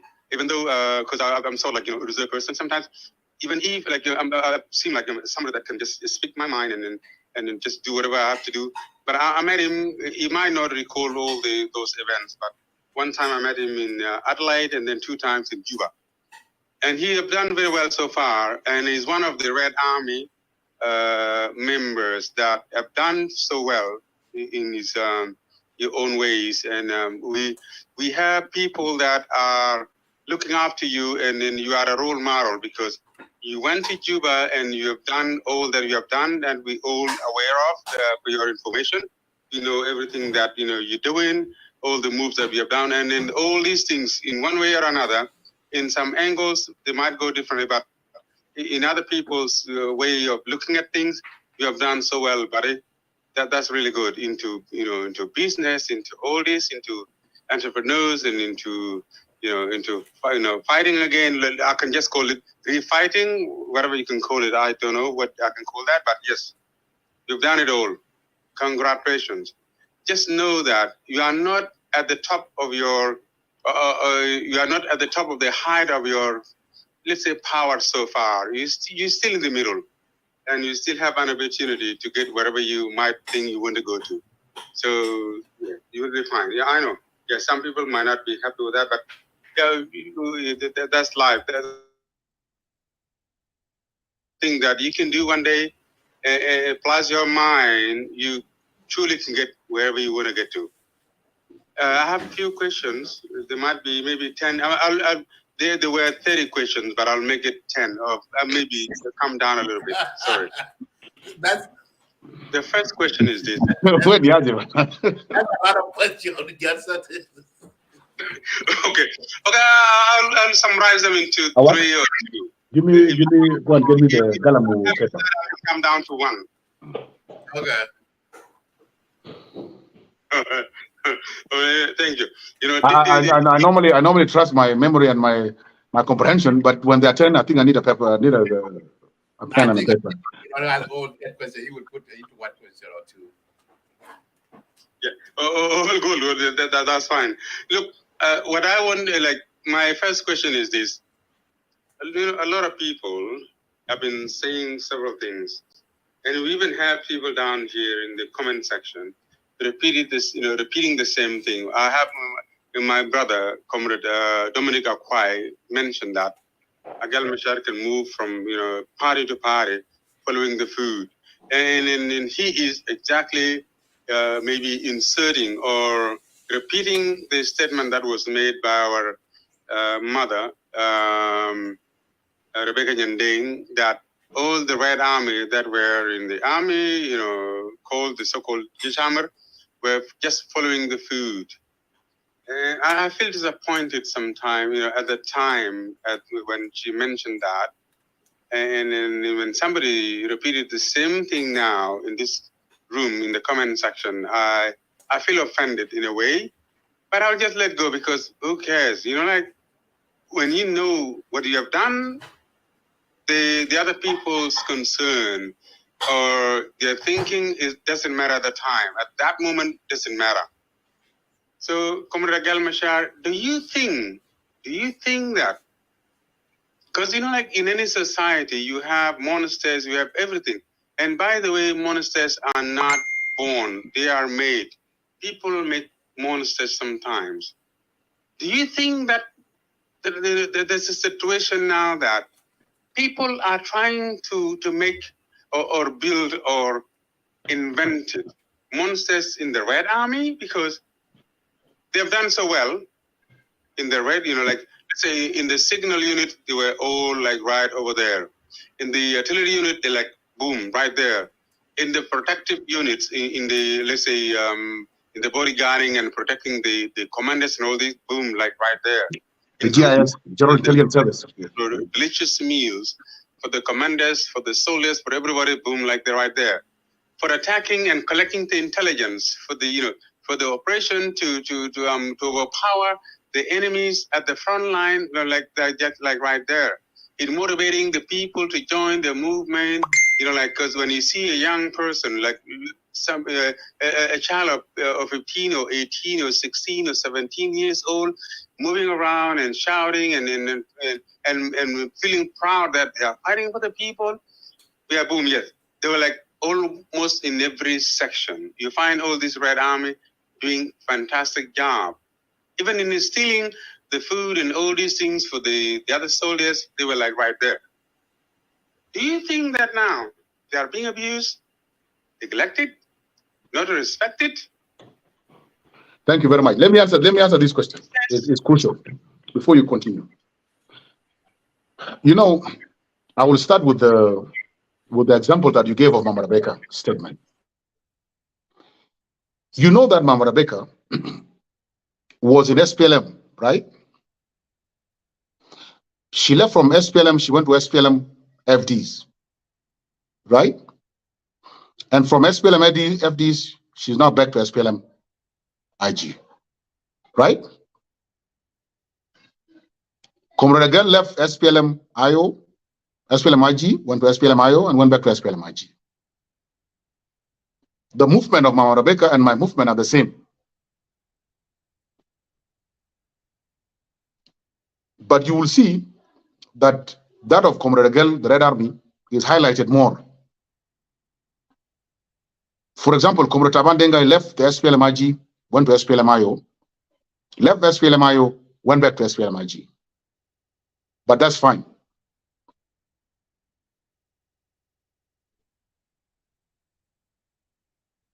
But when the SPLM Red Army person moves from SPLM to SPLM-IO, then SPLM-IG, is following food. But between me, Comrade Taban, and Comrade Mamarabeka, who has benefited more from movement from SPLM to SPLM-IO and SPLM-FDs and back to SPLM-IG? Let me start with myself. I am the national youth leader in the country. And I moved from SPLM-IG to SPLM-IO. So I moved from a concrete building to go and live in a tent in Pagak. What kind of food you cannot eat in Juba that you can eat in a tent under a tree in Pagak? And when I went to Pagak, even civilians that never went to the bush in the previous war were made LT generals. And for me, I left as a surgeon and I came back as a surgeon. If I was looking for food, at least I would have asked for a major general, so that when I come back and have a V8 for major general, have bodyguards, and have privileges. I maintain my non-commissioned officer status because my movement from my concrete house into the tent has nothing to do with self-benefit or food. Anybody who thinks that is grossly misinformed. But I don't mind because I still have time to educate them. I'm driven by public service. And when we came back, Gerald Taban and the rest were all made ministers. My deployment, and for those 3 years, was as a technocrat to help them with the issues of the media. There was nothing I got. And you can see that I resigned from that position. If somebody was moving from place to place for position, why would he resign position? Who resigned from the presidency? As a young man, you are a spokesperson of the second man in the country. You resign, that time you win. What else do you want? Would you want food? If you are a spokesperson of Taban, you think you will not have food? Taban is a very resourceful person. And he knows how to take care of his people. So Lozol Derakil, why do you resign from being a spokesperson of Taban? Why?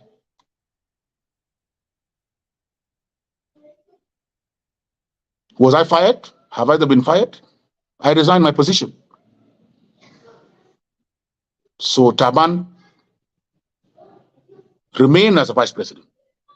Mama Rebecca came back into the party through being appointed as vice president. She did not come back to the party like me and sits down without an appointment. Since 2017, I stayed without appointment in the SPLM-IG. What food am I following? Which of my senior comrades can do what I have done? Which one of them can come back into the party and sit without food? But it is easy to insult the Red Army because they think they don't have power. And forget that moving from one faction of SPLM to another faction of SPLM is something that has been done by people who are senior to me. And every time they move, they get benefits. And every time I move downwards. Because what drives me, the principle that drives me, was taught to me when I was a child. And that's why I remain unsettled. And that's why I kept quiet. Even though I've been in the party for 6 years, I kept quiet. I did not ask anybody for a job. I'm not a job seeker. What brings me to talking this time is because 2024 is coming. There's a crossroad, and our country can decide to move into the path of slowly struggling into a better future or collapsing. And that's why I'm here to volunteer. Now that I'm talking to you here, who's paying me to wear this red t-shirt? Nobody. I'm not even in contact with the Secretary General, leave alone the deputy chairs and the chairman. What kind of food do they think I'm doing right here? You know, but the Red Army and the young people of South Sudan have an issue. And when they see the fact that the elders are always there and no young man raises their head up to join them in a meaningful way, is because the first person who will try to cut their horns is their fellow young men. Grossly misinformed, unaware, and he thinks that by the virtue of just flashing his phone on and going on the webs, he already knows about everything. When the rest of us have spent all our lives doing nothing but public service to SPLM and to our people. So yes, we are being abused. And yes, they are creating monsters out of us, but we'll continue to contend it. Okay? So I'm not worried.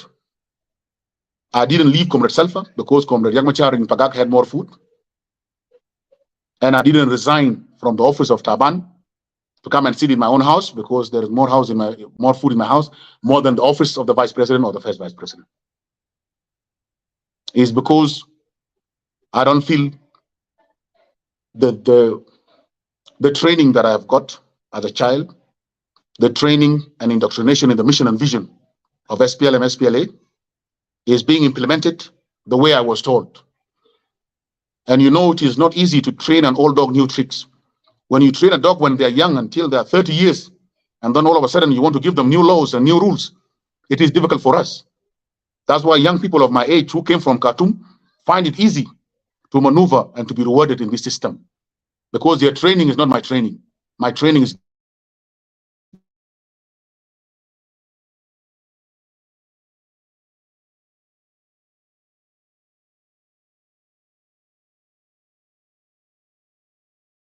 Okay, it seems like his network froze. difficult. Okay, it's back. So I know some people will think that because I'm wearing this T-shirt, I have not been in the SPLM since 2017, but I have been. But I've just, instead of people paying attention to what you are saying in benefit of the public, they're trying to character assassinate you, which is very unfortunate.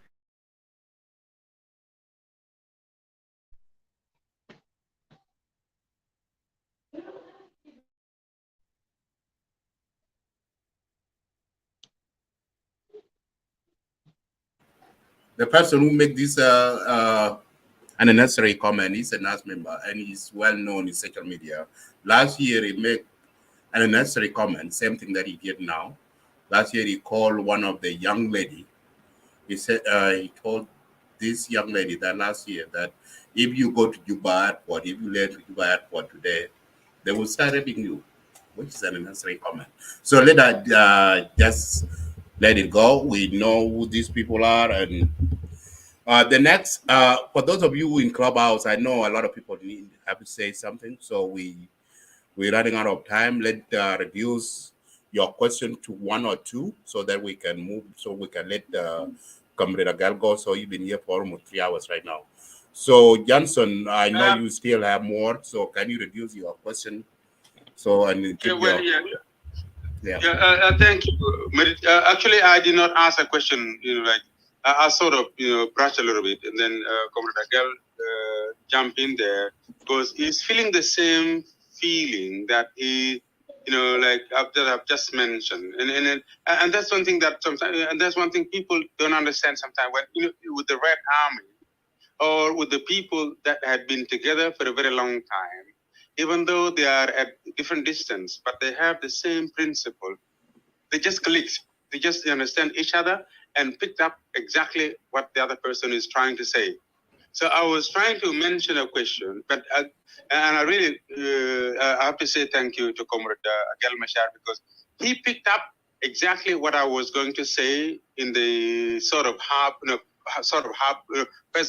first question, and he picked that up. So now I will just disregard the first question, and I'll move down to the second question. And I promise I'll just make sure that I mention only one question. I wanted to have 10 questions, it was 20 or more than that question, but I reduced that to 10. But now I'll make it. I promise. I promise.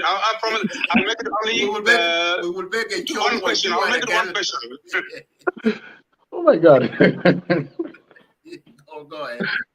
Okay. Go ahead. Go ahead. I'll try to make it maybe 1.5. I'm sorry, but just if you can, because the next person to speak is my younger brother, my little brother, Dr. Newell. I may still maybe 1 or 2 minutes from him.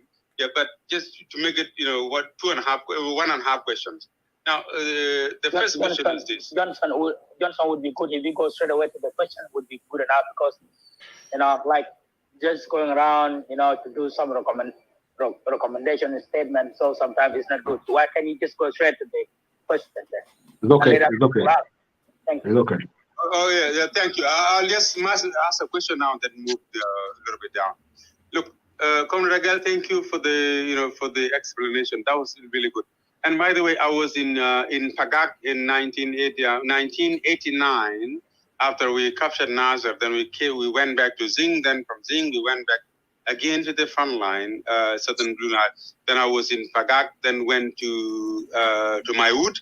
Then from Maiwut we went to Maban, through Dangajik. And then we came back then to Malut, then to Anagdiar, and all those areas. I'll just come down now. The question is this. Now, when you look at all these things, do you think, Comrade Agel Machar, do you think that, and by the way, for your own, like the way you're doing now is so beautiful. You're doing really good. And for that, just my advice to you personally before my question is this.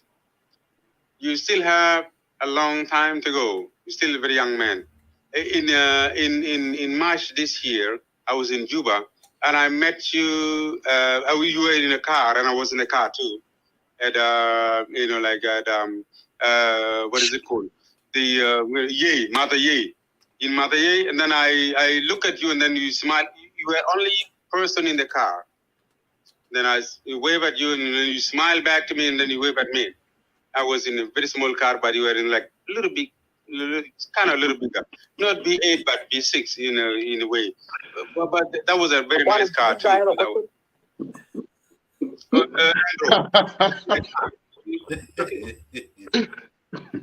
Go ahead, Johnson.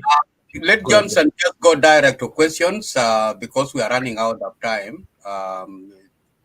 Please. Give him time and space. Let him ask. Go ahead. Go ahead, Johnson. Let it get it out of his chest. Okay. Comrade Agel Machar, in the next election for sure, you just have a little bit of patience somewhere there. But do you think the election after the election of 2024, maybe 5 or 10 years after that, do you see that Red Army could become a little bit wild? Because at the moment, the Red Army are so locked into the SPLM, like for sure 100%. And some people may think that whatever is happening with the Red Army, they're trying to reason that. But I'm not sure in one way or another. Do you think that, let's say, after 20 or 15 or 10 years from now, or maybe the third election, do you see the Red Army people, like a little bit, sort of crazy people and nice people? And by the way, Red Army are they're very nice people. And that's the reason now. Until now, they have allowed all other people to just move on and carry on with whatever they're doing in South Sudan. They would have kicked everybody out by now if they were so nasty and crazy in a way.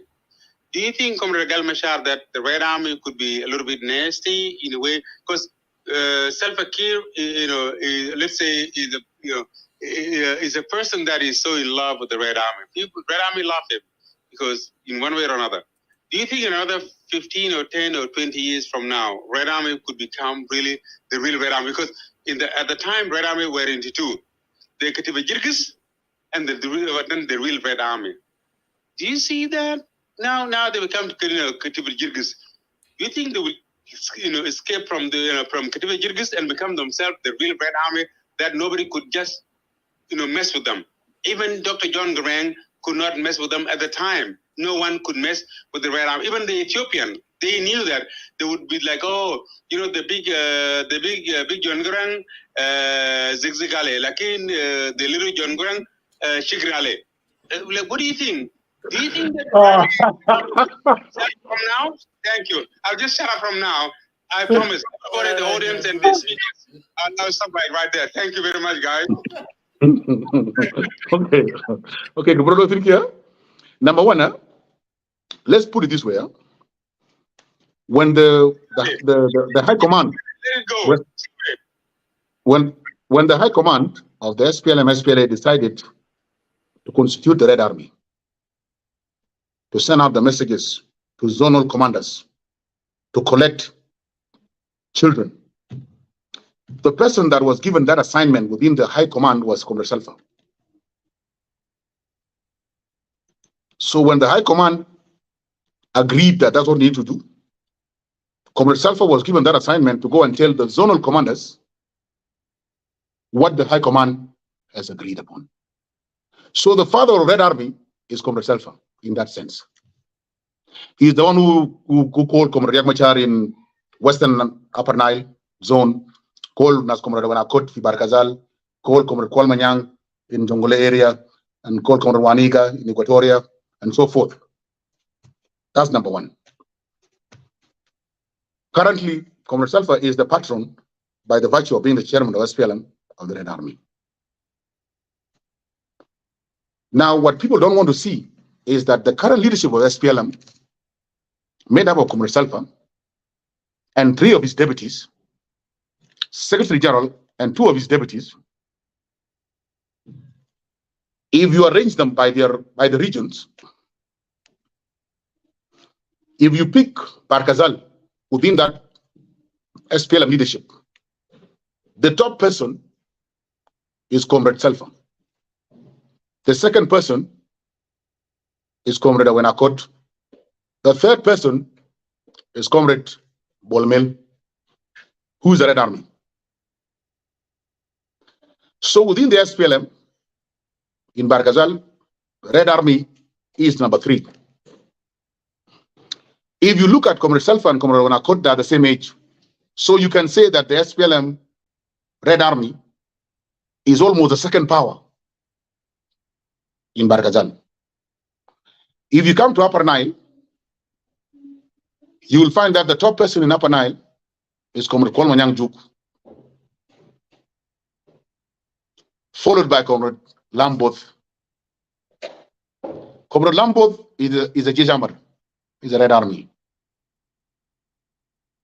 So in Upper Nile, the Red Army are the second in command in SPLM. Anything happens, Kwalmanyang wants to resign, won't do anything, automatically the Red Army takes over from Upper Nile. If anything happened to Comrade Salfa and Comrade Awenakot, they decided to retire in a few years from now, automatically Comrade Bolmel in Barkazal is there and he's a Red Army. Even in Equatoria, the Deputy Secretary General, who's the second in command in Equatoria, is a young person as well.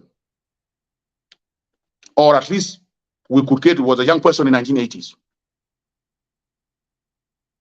So the Red Army are already there. They don't need to be nasty. If you go into the police force, there are 3 forces. There is the SSPDF, National Security, and police forces. The top soldier within the police forces is the Red Army. The second, the Deputy Chief of Defense Forces, Comrade Toy, on the side of IG, is the Red Army. So the Red Army are second in the military. They are first in police, and they are third in the national security. When they are in the party, within their regions, they are second in command. So under Comrade Salfa, the Red Army are doing well. We may not agree with the Red Army they pick, because the Red Army say, no, we don't want Majakej, we want a Galmachar. Oh, we don't want this, we want Bol. Or no. Okay, that is your issue. But when it comes to unit as a whole, those in leadership have picked the Red Army they think that are good for them. So the Red Army cannot complain that that mission that they were assigned in 80s, that people have forgotten about it.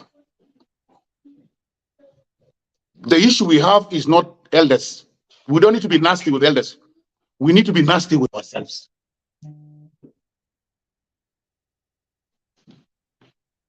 We need to be nasty with ourselves.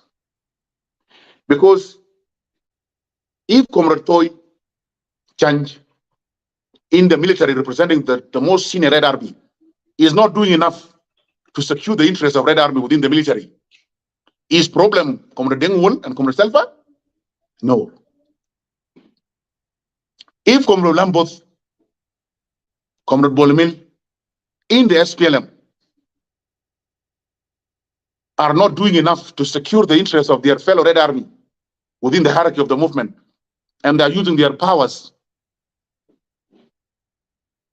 to disfranchise their fellow Red Army, do we need to be nasty with Comrade Salfa, or we need to be nasty with Comrade Lamboth and Comrade Lambo Combolbel? Nafsu Kazala financial security, Nafsu Kazala police forces, Interlogi Jamar for police, your colleague, your own Red Army colleague is not able to fix you.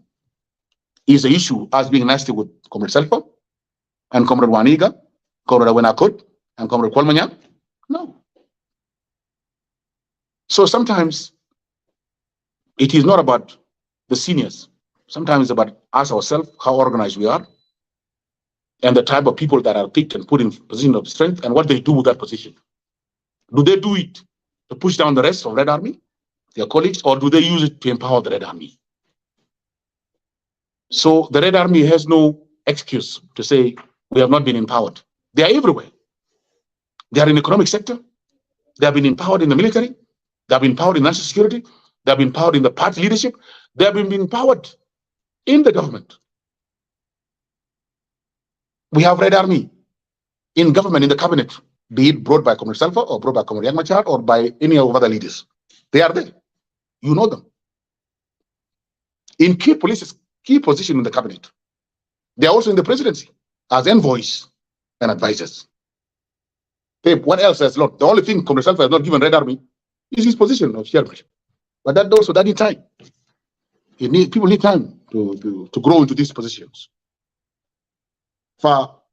Yes, some of us are being abused, but also within the Red Army, some of them are also being promoted.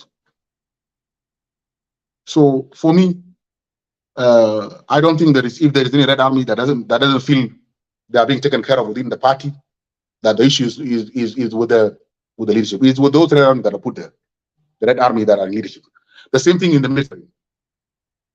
If you are in Bilfam and you are Red Army and you're not being taken care of, you know that there's a senior Red Army in position of power that can influence things for you, or shape the military in the right direction that you were indoctrinated and trained for. The same thing in the police, the same thing in national security. So Red Army are there. So it is time for you to start thinking that the issue is not that the seniors are not giving us a chance, is that those that are given a chance are not doing enough to empower us. Thank you. Thank you, Colonel Miguel. The next, Dr. Newell. Dr. Newell, if you are there, you ask your question. Go ahead. Okay, thank you.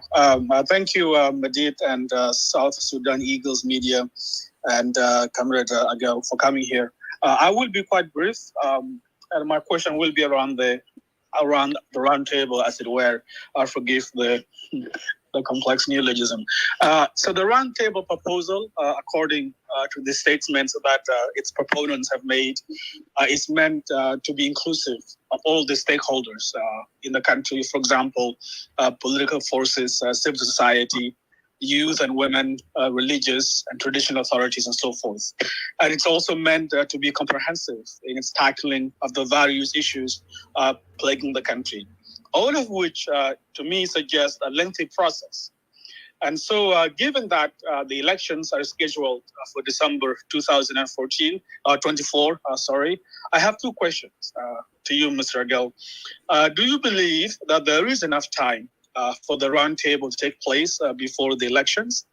And two, does the regime's acceptance of the roundtable as a matter of principle mean that it may also entertain the idea of a technocratic government that some opposition figures stipulate as a necessary solution for the challenges of governance in South Sudan? Thank you again.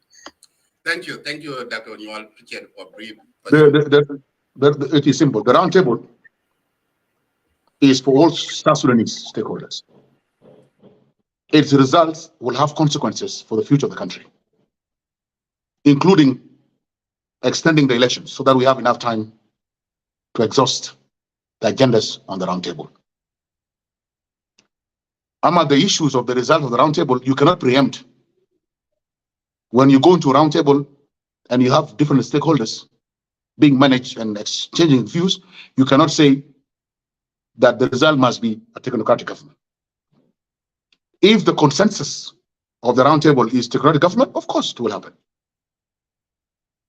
But you cannot preempt it and you cannot set conditions. And that's the meaning of roundtable. The roundtable is that you come with your views, I come with my views. Then the next person comes with views, Mr. Y comes with views. We put them there, and we trust ourselves as South Sudanese leaders and elites that we will be able to pick the right path, put on the table, and all of us agree on it, and we move forward as a unit.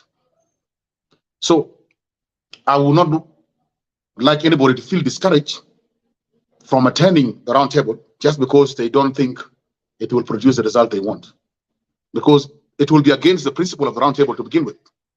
If you think that what is coming with me is what must be agreed in the roundtable, then it is against the principle of the roundtable to begin with. The principle of the roundtable is that let's put our issues, let's put our cards on the table, and together we will be able to find out what is the right path way forward. So the issues of the fact that the election is fast running on us should not stop us from doing anything to help our country successfully transition from instability to peace, tranquility, and free and fair democratic elections.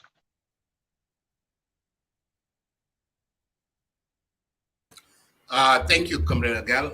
The next, Mondit, are you there? If you can hear my voice, so go ahead with your question. Yeah, because he's old, or that's his name? That is his name. You know, people in crowd, they from Pakam, from Lake State. Okay, go ahead. Yeah, Mondit, go ahead. Thank you, Abraham Medit and others, colleague Abiel Johnson and Comrade Adel. For me, I'm not going really to dwell so much on the question because I know you are being grilled so much, something that you don't even have jurisdiction to deal with it. First of all, you have spoke so much about the Red Army being progressing. You mentioned some of the individuals, Bolmel and others. But sincerely speaking, comrades, those guys, they don't have, they lack self autonomy to actually talk about Red Army right or legitimacy of Red Army. Each of them, they just find their own way in to that position, and they are accountable to the people who brought them there. I think based on that Red Army, that they are in government, it's not true. For me, I disagree with you. Second to that, I will be just going back to the SPLM manifesto. It is very clear that a leader or manifesto talk about people always convene in convention, and in the convention, the leader they have to be elected, or representatives have to be elected by the members within from the 10 states of South Sudan. But it seems like that people are trying to avoid that. If that's what happening, if you may explain to us, that's one question. Second, there are a lot of things that we are seeing. Someone is trying to insult us and all the name. Okay, yes, the Red Army, we do have a Red Army was in arm, Red Army with Dalam, and all of them, they are Red Army. Now, comrade, you have been there sitting in Cuba. Are you trying to reorganize the Red Army forum? That way they will be able to air out their differences or their grievances, because we have a lot of issues now. Thank you. Thank you, Mondit. Go ahead, Commander. You know, whether those of Comrade Lamboth, Comrade Bolmel, Comrade Toy Change, Comrade Majanga Cage, whether they become representative of the Red Army, their own unit, or whether they prove themselves to be people that were handpicked and hooked in their mouth and only do what the interests of the masters that feed them will be determined by their own action. So, but we shouldn't preempt that we do not sit and elect, because we have to understand how things work. You cannot, let's say, Comrade Dr. Bernard Manuel Benjamin, he is considered as a minister representing Law. Law did not sit to elect him. So sometime in politics, Comrade Kwalmanyang is an advisor representing for Jongole. Jongole did not sit to elect him. You understand? So sometime in politics, the appointing authority has the right to appoint from any institutions, from any constituency, from any state or from any region or from any body, entity. So Comrade Salva has decided that the Red Army that he feels comfortable with are Bolmel, Lambod, so and so and so and so, right? Whether we, the Red Army, feel, or whether the people of Barkazal feel, or the people of Arab feel, or the people of Zande feel that even though we did not tell Comrade Salva to appoint Jema Nunu Kumba as the speaker, whether we feel like Jema represents us and takes care of our interests depends on what Jema does with the position given to him by Comrade Salva. So we cannot blame Comrade Salva. If we, the Red Army, don't feel like these guys are serving our interests, it is because of their failures as individuals. But Comrade Salva definitely brought them out because he knows they are Red Army. Because Comrade Salva is the patron of the Red Army Foundation. And he was the person that was signed to execute the constitution of the Red Army during 1980s, mid 1980s. So Comrade Salva has a feeling, has an affinity, has some love for the Red Army. Some of these people, he brings them because of their credentials as the Red Army. Whether they know it or not, it's up to them. And whether they use their position to empower the Red Army, galvanize the Red Army or not, it will be their personal failures, not the failures of the appointing authority.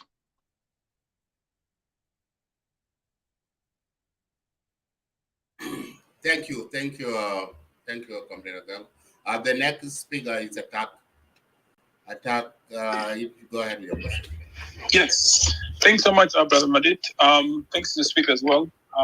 I had a few questions that I would like to ask. The first question, Agel, you said that if election go ahead in 2024, it will take until 2030 to remove the system, or to remove Kir, I guess. That's what he implied. But if you had 6 years of extension, that would mean that we would actually go until 2031 for our first election ever. And you're also not convinced that everything would actually be implemented within that 6 years because of the capital. So how do you justify 6 years of extension of transitional period and not election? The other question I had was, how does the government not have money? Because you mentioned this a lot, that government doesn't have money. But right now, your own party members sleep in hotels in Juba. All the ministers have V8 car security. The country produced 170 barrels of oil per day. Last month, the National Revenue Authority said that they're planning to collect 40 billion SSP, which is roughly $40 million per day. So how can you say that the country doesn't have money? And if the country has no money for election, can you explain to the people of South Sudan how the country has the money to maintain the current big government for another 6 years? Lastly, in the same breath, you said that the government should be funding political parties to run for election. And this is actually really, really ridiculous, actually, when you think about it. Because where in the world does that happen? And where is that money coming from? Seeing that the government does have no money, but how can they be funding political parties, right? And again, this money that that political parties should be getting is coming from the people. The people of South Sudan are being taxed through the roof. You look at even the food is consumed in South Sudan when it's being transported. There's hundreds of various taxations on the road. So that's really my main questions I have for you. Yeah, I hope you can remember them. It's okay. No, it's good. It's good. Now, what I'm telling you, that we do not have enough money to be able to conduct successful, free and fair elections is because for a country that's new, there are steps that you must take to conduct those elections. One of them is constitution making process, census, security sector reforms, and integration of all these armed forces and all these commanding chiefs into one. Repatriation of those that were displaced by war, reparation for those destruction, and to allow them to start their lives. All those issues, we do not have the money for it. Okay. You have said about the money that could potentially be collected through National Revenue Authority and the money we could possibly get from the oil. But what we haven't gone into, which is the Parliament is dealing now with the budget of 2023-2024, is the expenditure.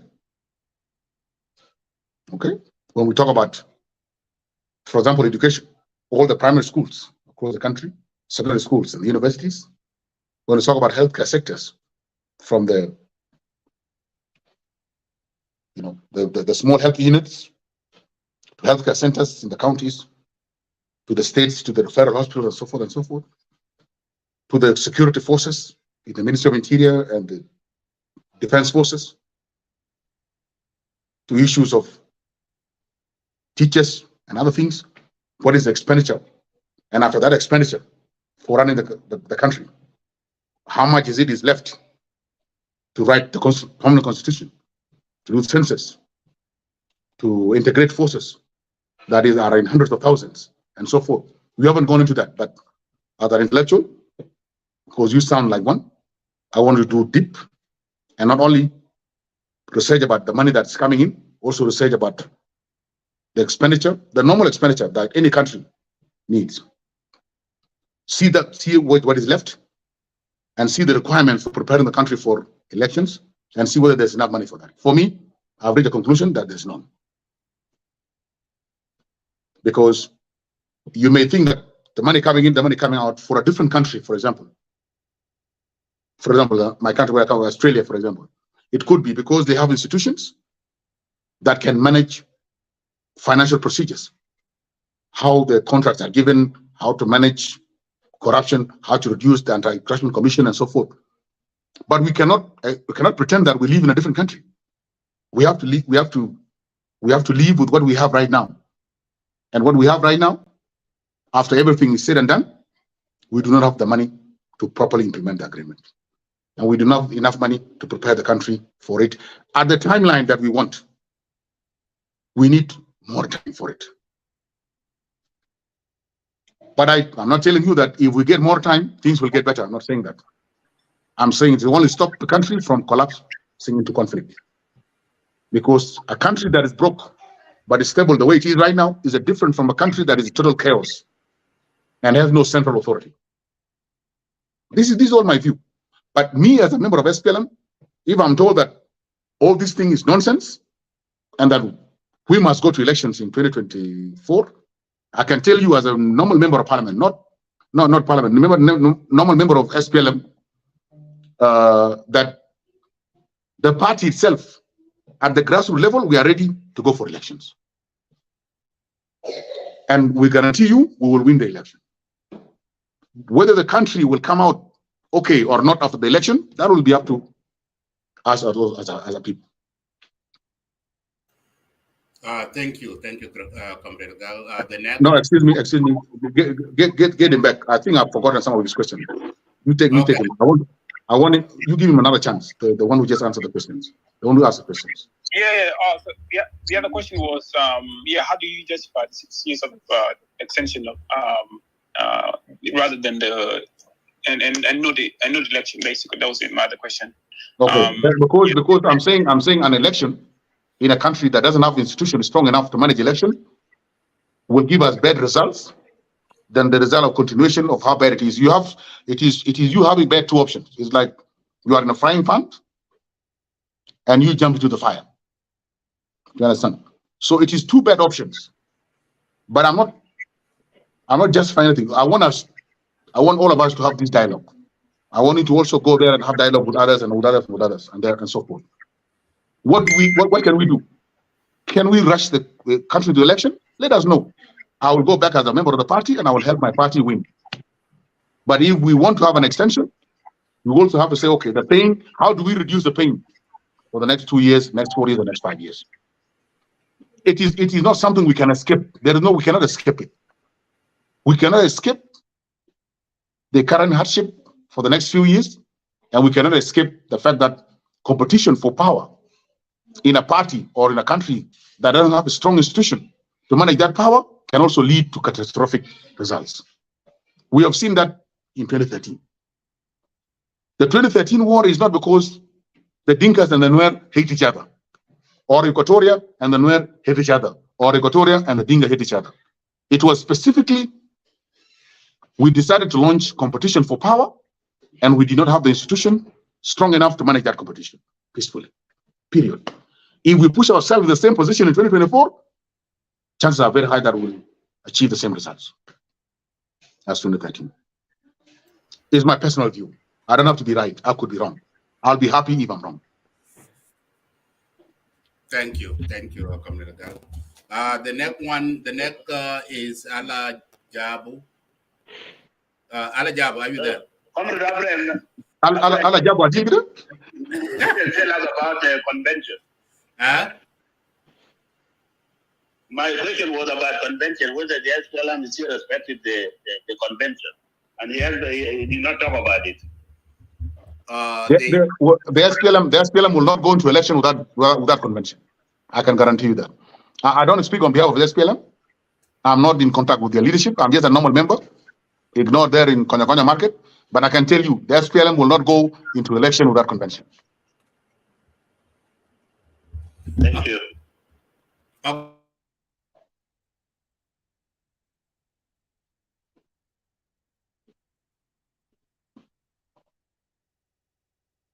Jamal. I call you Al Jamal. Fadal.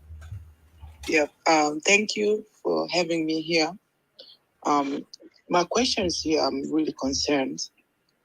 As you guys say that you're preparing for election, what have you done for civilians? Civilians are struggling. Some of civilians are in camp. Some of civilians have traveled to Egypt. So I'm just concerned here. What I realize as the government, all you guys concerned about your position, but you're not thinking about the civilians. Secondly, as one of the things that we, as you know, that for when we had election, when we had our country, we left our brothers behind. So what's happening with Abiy? Abiy is part of us. So how you guys gonna go for election when our brothers are behind? You know. So I just want you to ask me this question. Thank you. Go ahead if you could receive. We are not saying that we want to rush you into election before country is prepared, before our brothers in Abiy have been brought back into South Sudan and so forth. That's not what we are saying. I'm agreeing with you that we need more work before we prepare the country for election. So I agree with you we should concentrate on uniting our people, reconciling the country, fixing institutions that are ready that can help the country for election, while we demarcate our border with the north and the south, so that all those 5 contested areas, including Abiy, Kafir Ginji, Kakatijare, and so forth, are all part of South Sudan back before we can go into election. That's what I'm saying. But I'm saying as a member of the party, if what I'm telling you as a nationalist is not fit with you, and you want us to go into election because you think that the SPLM is in power by force, I want to tell you as a member of SPLM that we are ready to win these elections. That's all I'm saying. Just to add something there on what Agel Machar have said. Is that okay, Comrade? Just for 1 second. Yeah, go ahead. Look, actually the question is beautiful. Thank you, Al Jamal. one thing that people need to understand, like for sure, Abiy is not the only people that are left behind. We have a lot of people. We have the Southern Blue Nile, and we have the Darfur, and we have the New Mountain. For all these things, like when things come to the reality, we have to be very careful. Okay. Election of the South Sudan to transition into actual democracy is a beautiful thing because, like the superpowers will be, we will be careful and looking at South Sudan.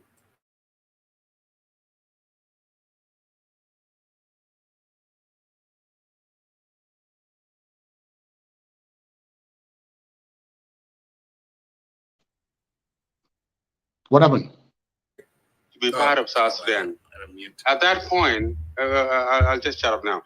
At that point, when these people become, part of South Sudan, we will have a democratically elected government in all these 3 places, let's say 4, including South Sudan.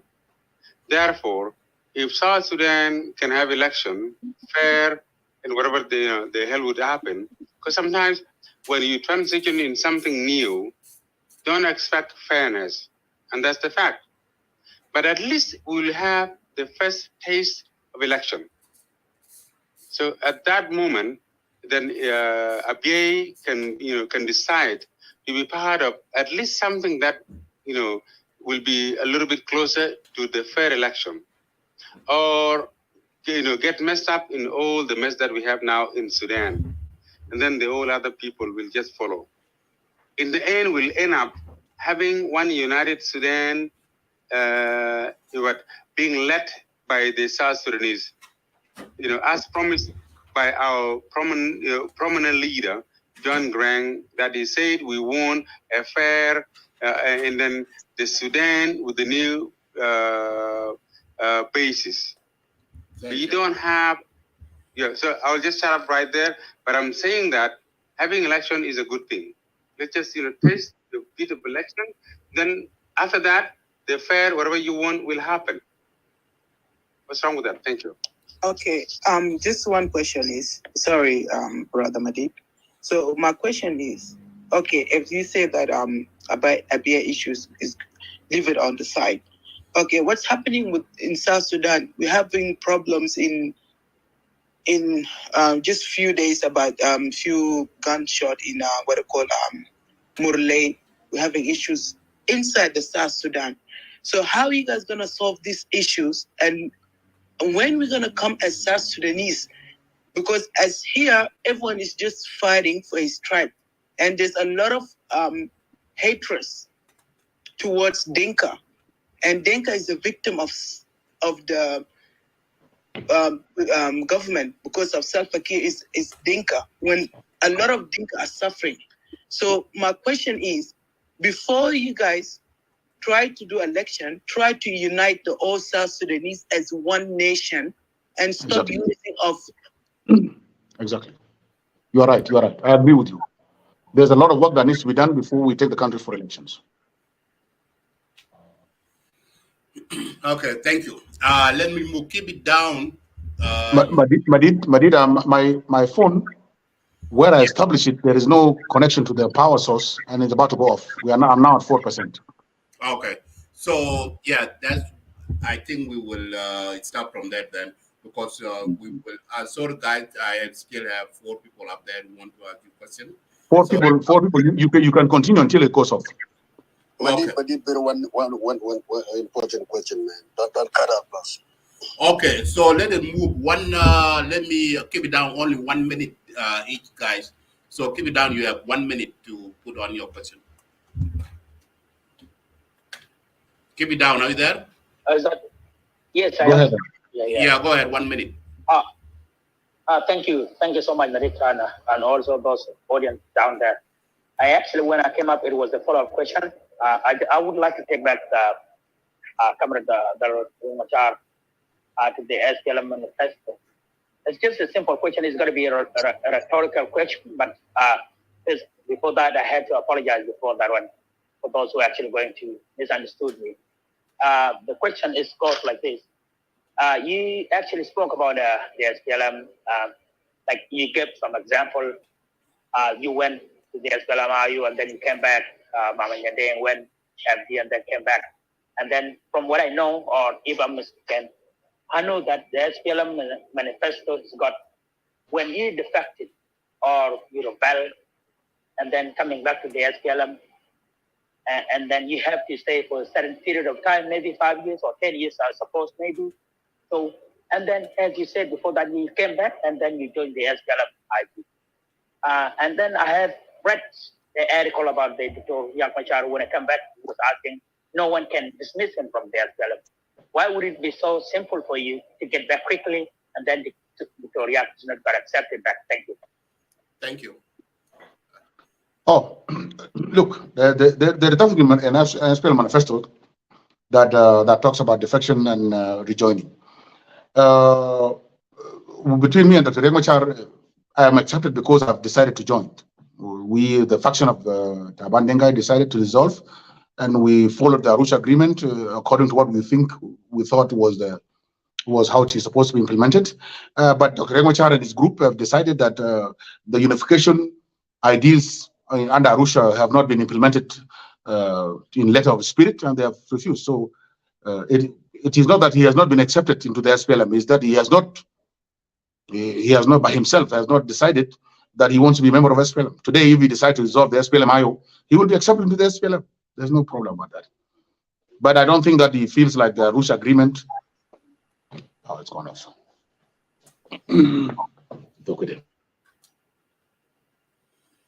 Okay, Isaac, can you come up to play the music song so his phone is cut off?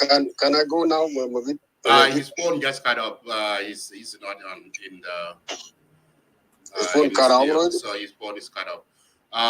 Isaac? Brother Madid, I thought I had been here for a while. Huh? Yeah.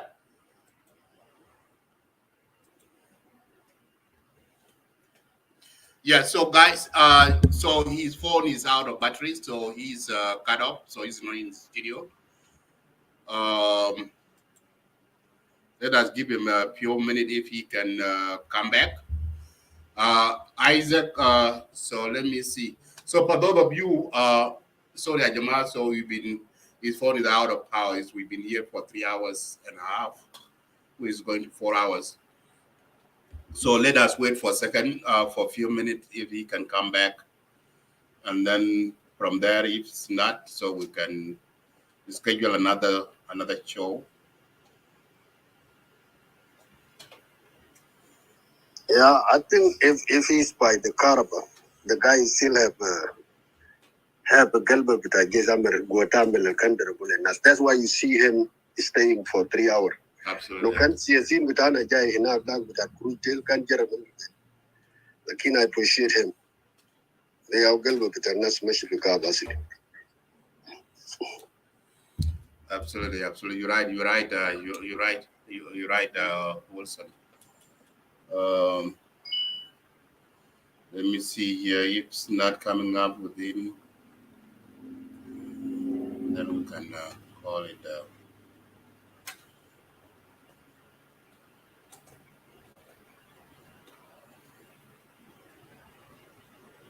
أما أخونا دومينيك أنا شفت قبل قال دومينيك شتم علينا تشمر لنا تأكل ماشي أنا ما أعرف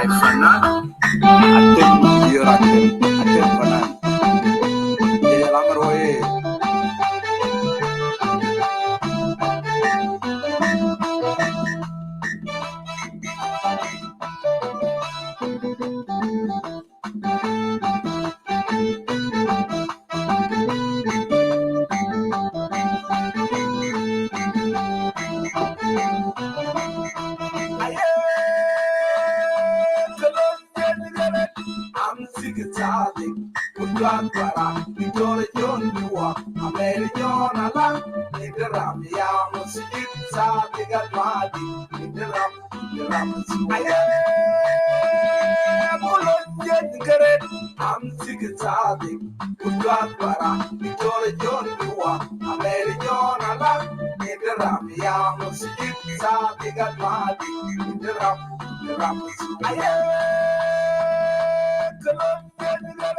I'm sick and tired. Kugat Para, Victoria John Dua, American Ala, in the Ram, Yamus, Sabi got Madi, in the Ram, was Abuya Manau, Sudan Gedim, Abuya Manau, where when you Sudan Gedim, Damakalai, Kukalai, Asadi was Abuya Manau, Sudan Gedim, Abuya Manau, where when you Sudan Gedim, Damakalai, Kukalai, the Galway, Yamarway, Marjuni Munadal Yunasara Ya Munadil Rajil Watan Lativya Marjuni Munadal Yunasara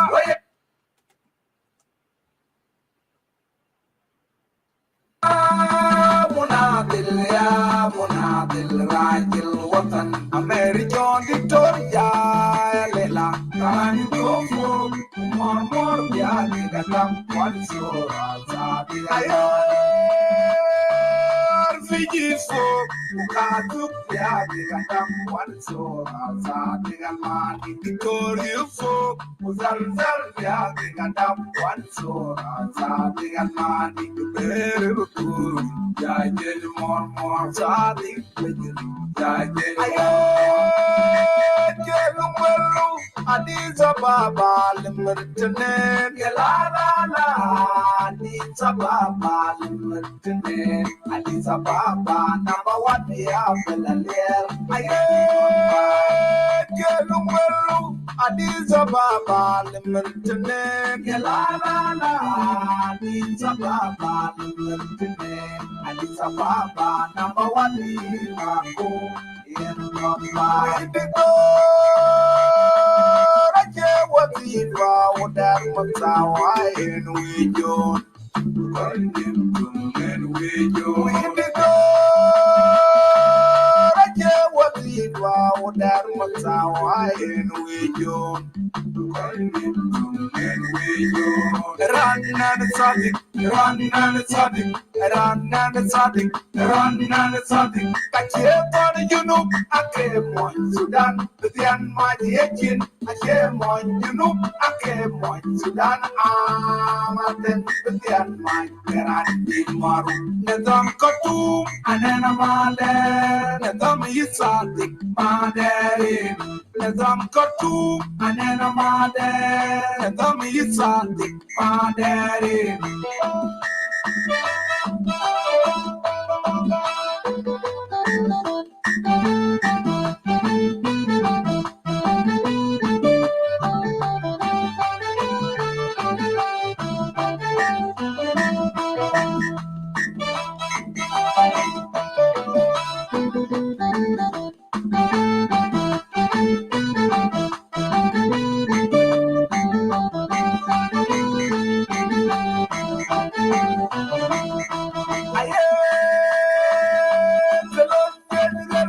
I'm sick and tired. Kugat Para, Victoria John Dua, American Ala, in the Ram, Yamus, Sabi got Madi, in the Ram,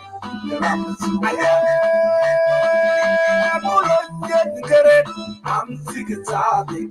Kugat Para, Victoria John Dua, American Ala, in the Ram, Yamus, Sabi got Madi, in the Ram,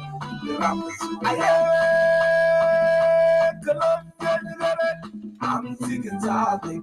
Kugat Para, Victoria John Dua, American Ala, in the Ram, Yamus, Sabi got Madi, in the Ram, Asadi was Abuya Manau, Sudan Gedim, Abuya Manau, where when you Sudan Gedim, Damakalai, Kukalai, Asadi was Abuya Manau.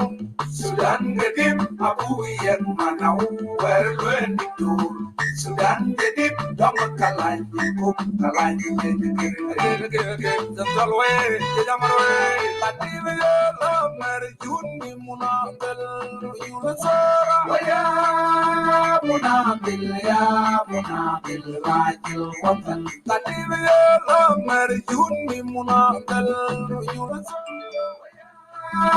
Munabil Rajil Watan American Victoria Lela Tani Tofu Mormor Biagi Gatam Wansora Sabi Ayor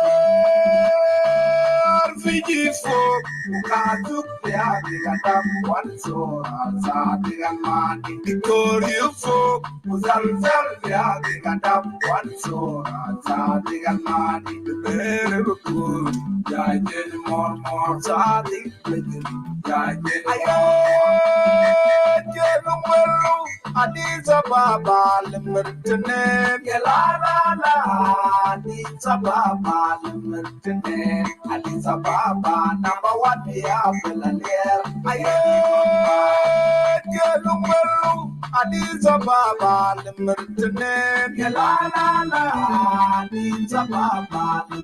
Okay, thank you guys. So Isaac, Comrade Agel, his phone is out of power, so we will schedule the second show sometime this week. So we'll arrange that because there are a lot of South Sudanese who need have still more questions to ask. So we will schedule another show, guys. Thank you, Isaac. I will give my comment back to you before we close down the show. And for those of you in Clubhouse, if you want to continue with this room, let me know if you want to analyze and let other people come and continue with the discussion. That's fine with me. But we will close down the studio on Facebook and YouTube. So Isaac. Thank you so much, Abraham, and thank you all the viewers, especially those in Clubhouse, for tuning in and your contribution with your questions and listening. It's really appreciated, and a big thank you to Comrade Agel Machar. As you have put it, Abraham, we are looking forward bringing him back again to come and interact more with all South Sudanese. This is what we want. It's really 2 a.m. now to me. I'm exhausted. So we will end up the show here. We will catch up again. I might come back to Clubhouse to be listening until I just sleep. May God bless all of us. God bless the Republic of South Sudan, and bless all our followers, viewers. And one thing that I would like to tell our viewers, if your comment is not brought up, please, it doesn't mean that we ignore your comments or your questions. Maybe it's been covered. The time you came in to join and watch the show, maybe your comment or your question has been touched. So we don't need to dwell repetition of the questions. That's why we just make some selection. So thank you, Abraham Adit. I yield back the mic for you, and then we close the show from here. Thank you. Thank you, Isaac. Have a wonderful night. I know it's late over there in your end. Thank you. Have a wonderful night. Jambu, hang on that you guys continue with the room. So thank you. Have a good night and good morning. And thank you. We would like to say thank you so much to those of you who are in Clubhouse and Facebook and YouTube. Thank you so much. We will see you back next time. Have a good night. Thank you.